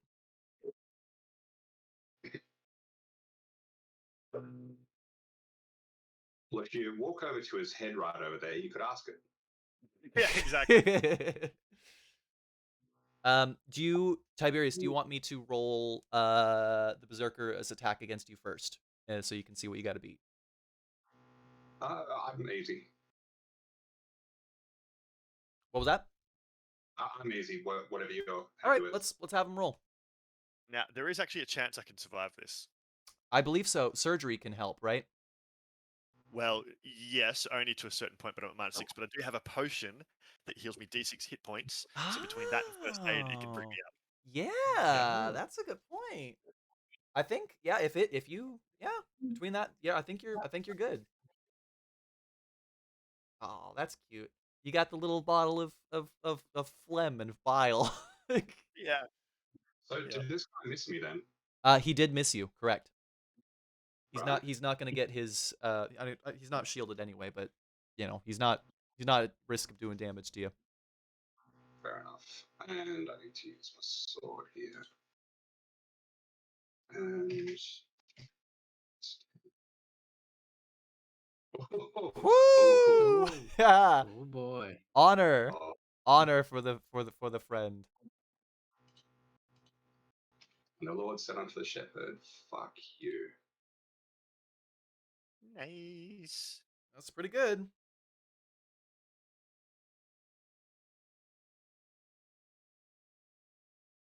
Does I hack him down? He doesn't say. Yeah, I want to see how Callistius does against him too. I think it's, what is it? Have we been rolling 4d6, Mark? Is that what we've been rolling for new passions?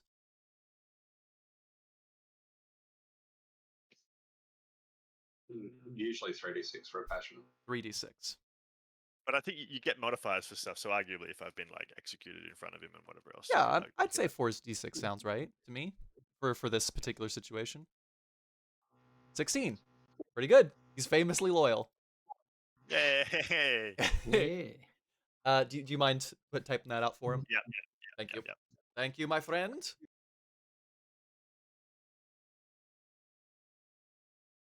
Oh, he's gonna be chanting from the rooftops. Famous, exactly.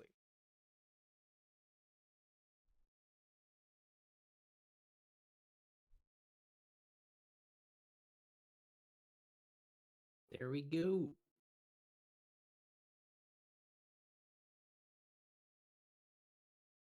He stands no chance against you. You will have vengeance.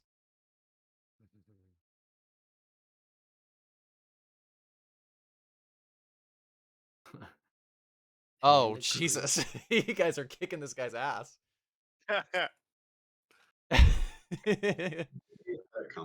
Poor Gaius. That's some real true brotherhood. Yeah. Says, is the head beheaded off of the berserker, and then since there's no more beheading to be done, the falling head is then cut in half like a coconut? I think it's just how Frieza died the second time. Yeah, true. Yeah. We're not charging this time, so it's not force damage. It's just straight weapon damage. True. It's irrelevant at this point. Yeah, it's not that big a deal. He's dead no matter what. All right. I will let you describe it, Tiberius, given that you're the one on voice with us here, but how do you guys both just fuck this guy up so bad? Fair enough. I'm going to say that we both rode towards him on either side. Callistius was screaming his head off for Gaius, and Tiberius wasn't. He was very calm about it.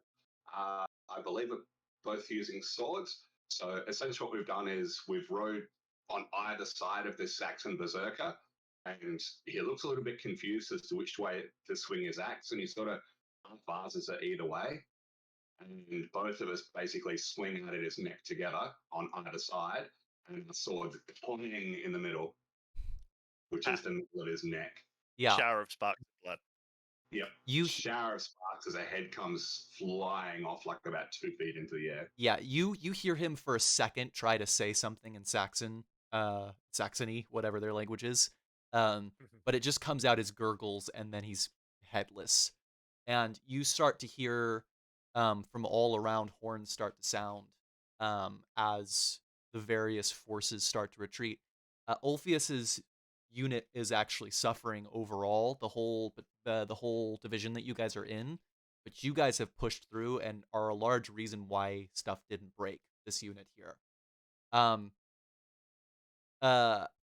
Howl kind of turns around in the middle, to kind of look around and see what's going on, and an arrow flies through and almost strikes him, but it hits another knight instead that kind of rides in front of him, and the knight falls to the ground dead.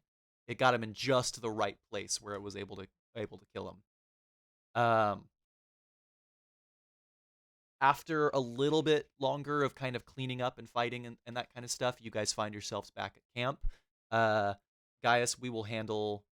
Perfect. Yes. I will, Gaius, or Trent, I will go over with Bob the specifics on that stuff with you some point after the ep. But right now your condition is barely stable, we'll say, but there you have been brought back to safety at the very least. Yeah, well, the attribute loss is nothing, so that's nice. Very good. Yeah. Rodri, why don't you lead us in a little bit of a thing here with Howl? Howl, all of you guys are kind of together for a little bit here. Yeah, all right. As they sit after the battle in camp, so Rodri himself would be sitting amongst the knights, not making too much conversation as they sit around the fire.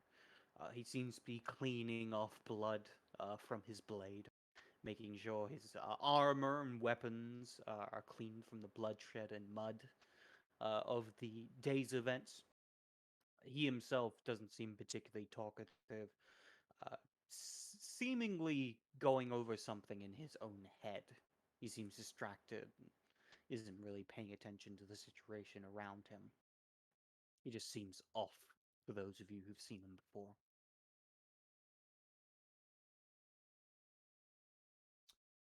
And do you want them to talk a little bit before Howl shows up on the scene, or do you just want him to? Howl can be here whenever you're ready for him. But I mean, if you guys want to take the lead and start talking before Howl shows up, you're welcome to.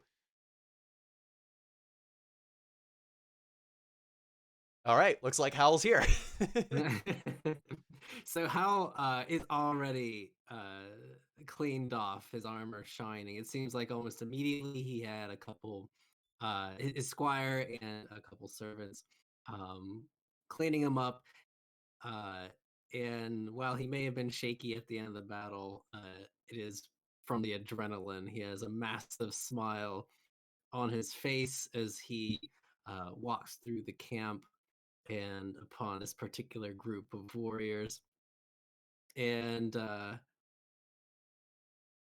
he says, here they are, here they are. The knights, all of you, fought next to me. It was glorious. It was glorious, wasn't it? I hope I had proved myself worthy to you and to Duke Ulfius, my lord. You did. And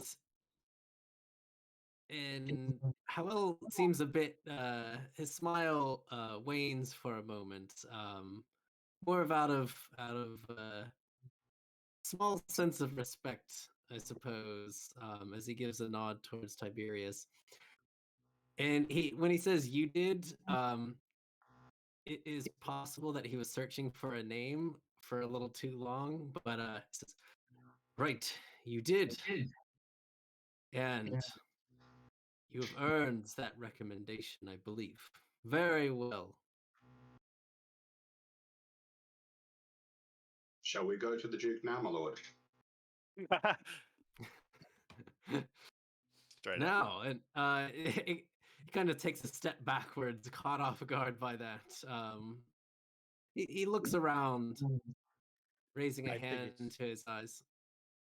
I think it's with that Sir Rodri looks up and goes, surely the Duke has better things to do after a victory such as this. Right, of course. Howell regains a bit of his composure. The Duke is very busy with many important details of the aftermath here. In due time, though, Tiberius, and he finally recalls the name.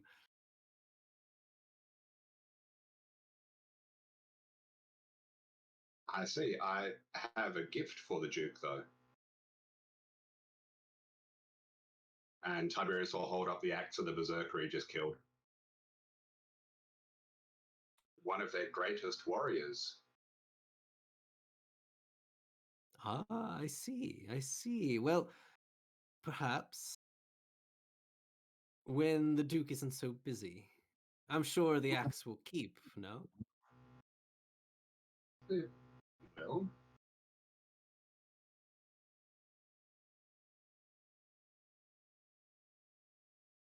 but on the evening of the battle is when his spirits are high and victory and tales are being told. Surely he would want to had this axe that he could then look to our great king and go, one of mine that did this, and gain glory and prestige for himself. Could be. Perhaps after I take my leave of here, I will go see if the Duke is available, and I can see if he is partying or celebrating. I'm not sure what he's doing at this point in time. I've come to check on all of you to make sure that, well, the heroes, the true heroes who stood side by side with me are, well, celebrating on their own, as we should. Would you guys all roll me an awareness check,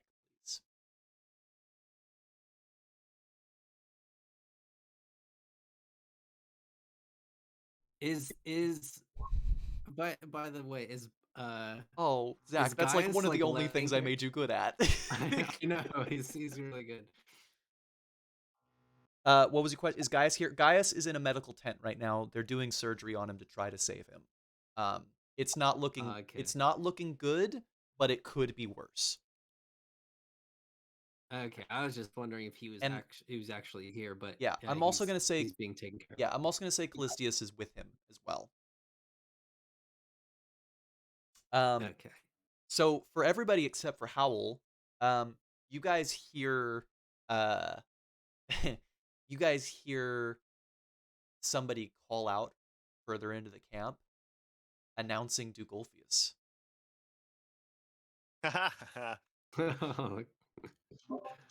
Howl has not noticed.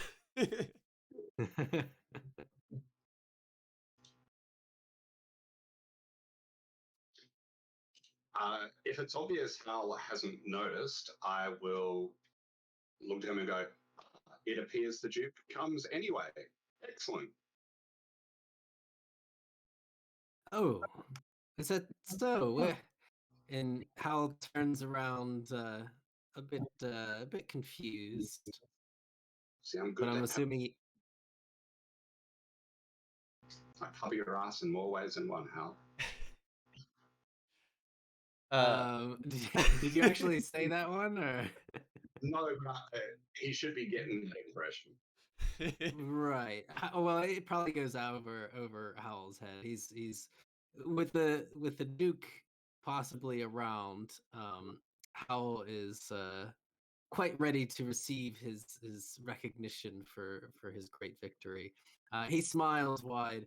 Oh well, if the Duke is here already, then perhaps a visit is needed. I'm not sure if he's traveling around the camps. Let me go see. At this point, Tiberius, as soon as he gets eye shot of the Duke, will raise his fist above his head and scream out, 3 cheers for Duke Ulfius, the victor! Yeah, the crowds, the different campsites around you all light up with a similar cheer. And as you see him get closer, he doesn't smile, but he nods in acknowledgement. Riding alongside him and his entourage is Sir Ulrich as well, who gets down up off his horse and rushes towards you, Howl, and puts you into a big bear hug and lifts you off the ground. He goes, "Ah, you did it, little brother. I'm so proud of you. I'm so proud of you." Oh, well, Howl kind of squirms in the hug, looking a bit embarrassed, because he is the Grand General in front of his massive army here. It's good to see you as well, brother. Of course, I am here and well, as to be expected. We did suffer a few injuries and casualties, though. But the knights under me have fought brilliantly. And their losses will be mourned, but battle is battle. It is what it is. I'm proud of you. Smasher of Saxons, my little brother. You hear that, Ulfius? And Ulfius nods, and he goes, all of you did very well today. We were in a tight spot, but this victory belongs, and he says this part much louder. He goes, this victory belongs to Uther Pendragon. I simply came to his aid, as all knights should.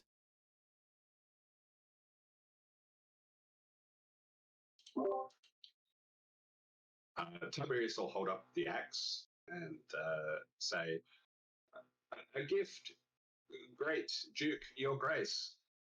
One of their finest warriors who fell before my sword." And I get let me roll something real quick. Why don't you actually? Why don't you both roll me something? Zach, what do you want to roll here? I was going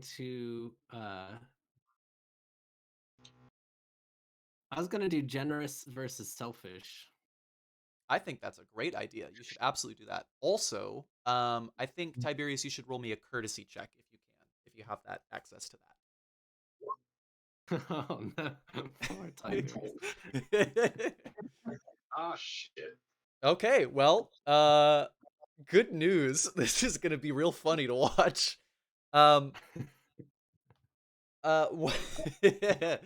Okay, so I think, to steal Bob's terminology, I think what this looks like is, Howl, you turn to Tiberius to kind of grab the axe from him and offer it, or whatever it is that you were going to do with that moment. But before you have a chance, Tiberius has already spoken and tried to hand the axe to Ulfius.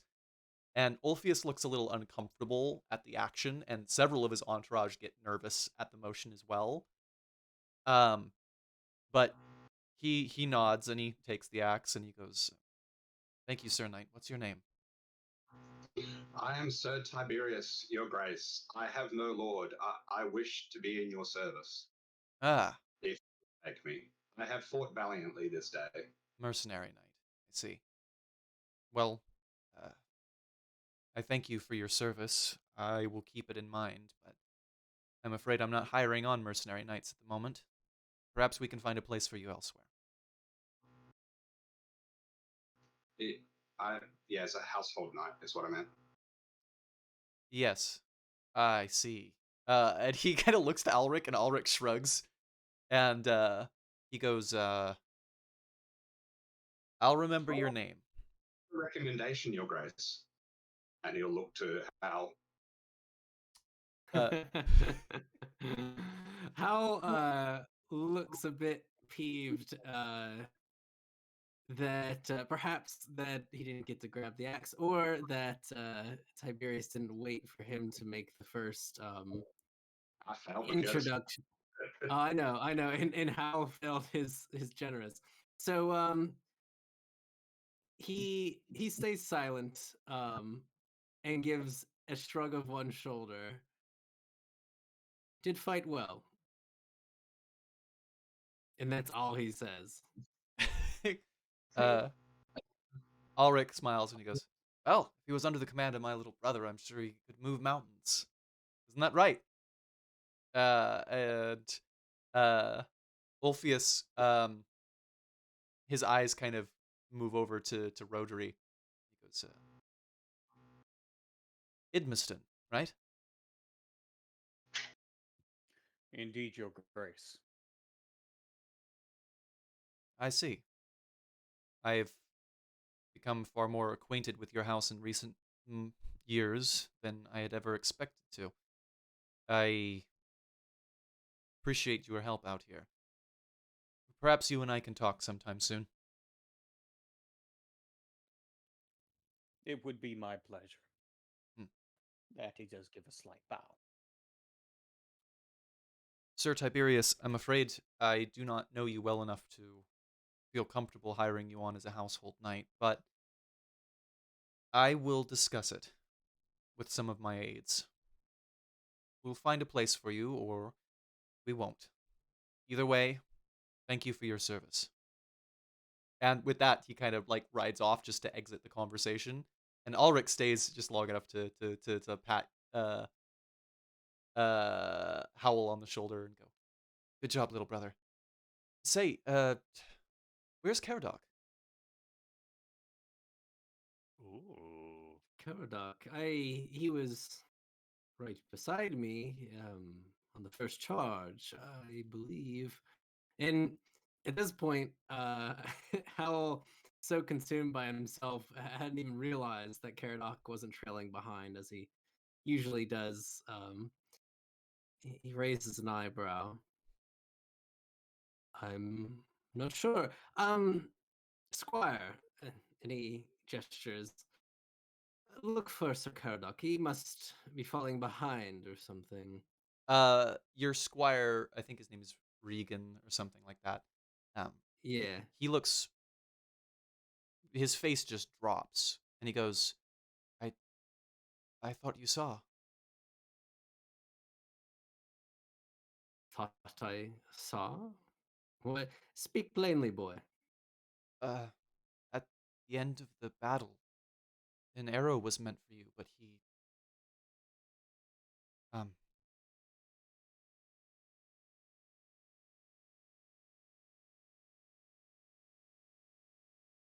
And Howl like waves with his hand, like keep talking, like how. he took the arrow, sire. He didn't survive. Sir Caradoc died by a single arrow. It was That's all it takes to fell a man. A single arrow or a single blade.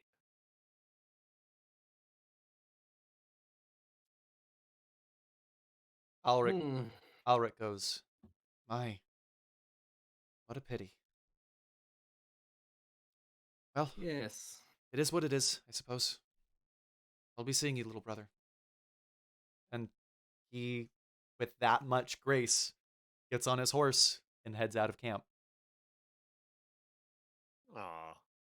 Poor And Caradoc. how kind of sniffs.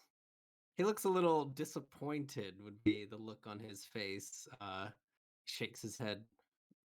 Caradoc to an arrow. At which point Rodri would just come over to clap him on the shoulder and go, "Welcome to war." Was that his lover? Is that the one we're talking about?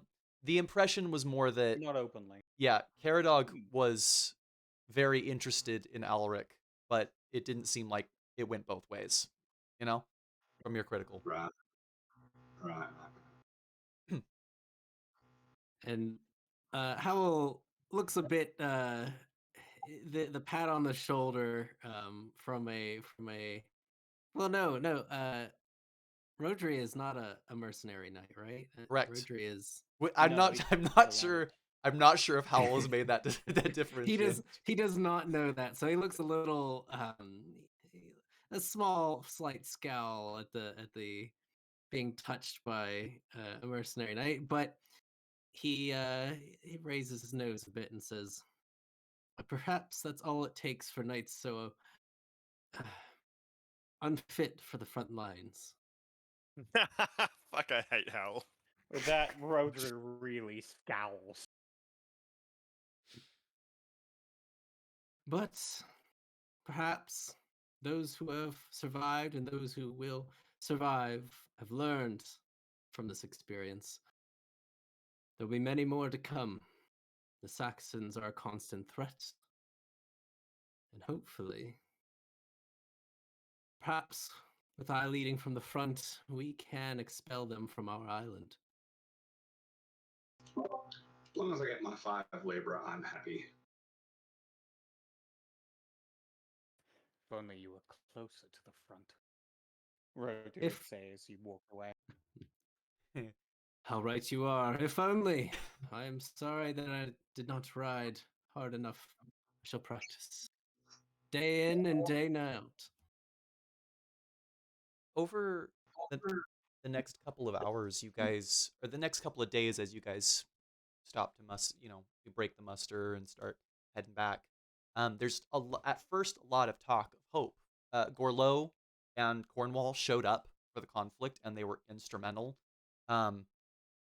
Both King Octa was taken prisoner, and the giant Iosa was killed in the conflict by Gorlo. And for a while, Actually, I don't think he was killed. He was captured. Correct. I'm pretty sure Octa, right? Both were captured. Both were captured? I could have sworn Yosa was killed. Never mind then. All right, both were captured then. And if not, then ignore that. Over the next couple of days, you guys hear a lot of talk about like this is it. We're finally doing it. We're finally pushing the Saxons off the island. There's a lot of hope talking about. And then nothing happens for a long time, for months.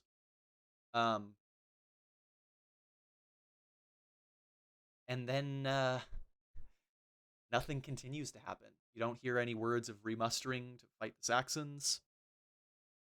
It's just quiet. There's some skirmishing up north, but beyond that, that's it. And before too long, you guys have to return home for your winter phase. And I think we will call it there for tonight. And just as a side note, as far as the pay goes, yeah, so actually maybe I shouldn't. I should roll something to see if he actually gives Tiberius the full amount. Yeah, let's in the throat in front of everybody. You might want to. I would say it would be selfish or generous, but it might actually be merciful versus cruel at this point. Yeah. Let me see. Strenuously honorable. He'll kill you right there and then if you cheat him. You'll be challenged to a duel. Let's do all right. Why don't you? I'm gonna have you roll something kind of unorthodox here. Howell, why don't you roll me pride versus deceit, or proud versus deceitful? They're both flaws, but I think it works out that way. Proud versus deceitful. Okay. So Is the higher success. So is pride. So yeah. So you. So I think. Sorry. What? Real fast. So sorry. Go ahead. You succeed on both of them. You can go with the higher one, or you can choose whichever one you like. Proud will be you are the biggest dick knight out there right now. You got money to spare. Who cares? Like, yeah, this guy's a jerk, but like, whatever, man. You're a rich knight. You got this. Yeah, that's what I was thinking. He would go anyway. So he would give Tiberius the two from the up front and the four for finishing the battle. I think he already gave one, so that'd be 5 more. But obviously there'd be some snippy comments like, well, you didn't wait for my lead, and I could have gotten you in the graces of the Duke easily. You still fought well and protected my back once or twice. And would basically give the original amount. He would probably almost see it as a his own snubbing in a way, because what coin can't buy recommendations from such a great lord as Howell. What about Cassius? Oh, that's right. I don't think here. Yeah, I don't think you have the same grudge against him, right? Like, no, but you haven't given him a word of recommendation yet, and stuff. Because he wasn't actually here in voice. I kind of forgot. I think that one will be interesting for us to talk about off camera. I think that'll be a fun reveal for next Open Pendragon that you guys participate in. Okay. All right. Well, thank you very much for joining us, everybody. I don't know if Bob does outros on these or not, because I usually end after the story bit, and I usually click off the video after the story bit ends. But I'll just go through since Callistius isn't here as well. We got Jeremy as Sir Tiberius. Wonderful work today. Great job killing that berserker. All of you guys were such great sports today. We've got Trent as Sir Gaius, the potentially the artist formerly known as Sir Gaius. Yeah. We've got Zach as Sir Howell, who, of course, you can check him out in other guest roles in Sword of Victory, the Favored Sons, and also Gathering of Branches, and hopefully Fall of Uther soon. I miss you, Zach. I know, soon, end of the month maybe. And then we've got, of course, Mark as Sir Rodri. Mark, you're wonderful, and I look forward to seeing you next Sunday, this coming Sunday. And then we've also got I'm forgetting his name because it's not up in the Discord right now. Jeremy. Z. What is Z. What is Yes. his name? Z. I've been going by Z. Z is Sir Callistius, and all of you guys are wonderful. I know that got a little stress and it was a little awkward because I have not used this setup before, but I appreciate all of you guys for bearing through, and I hope you had a good time. No, not stressed at all. It's fantastic. Thank you very much, everybody. Well played. All right. Goodbye, stream friends. Farewell.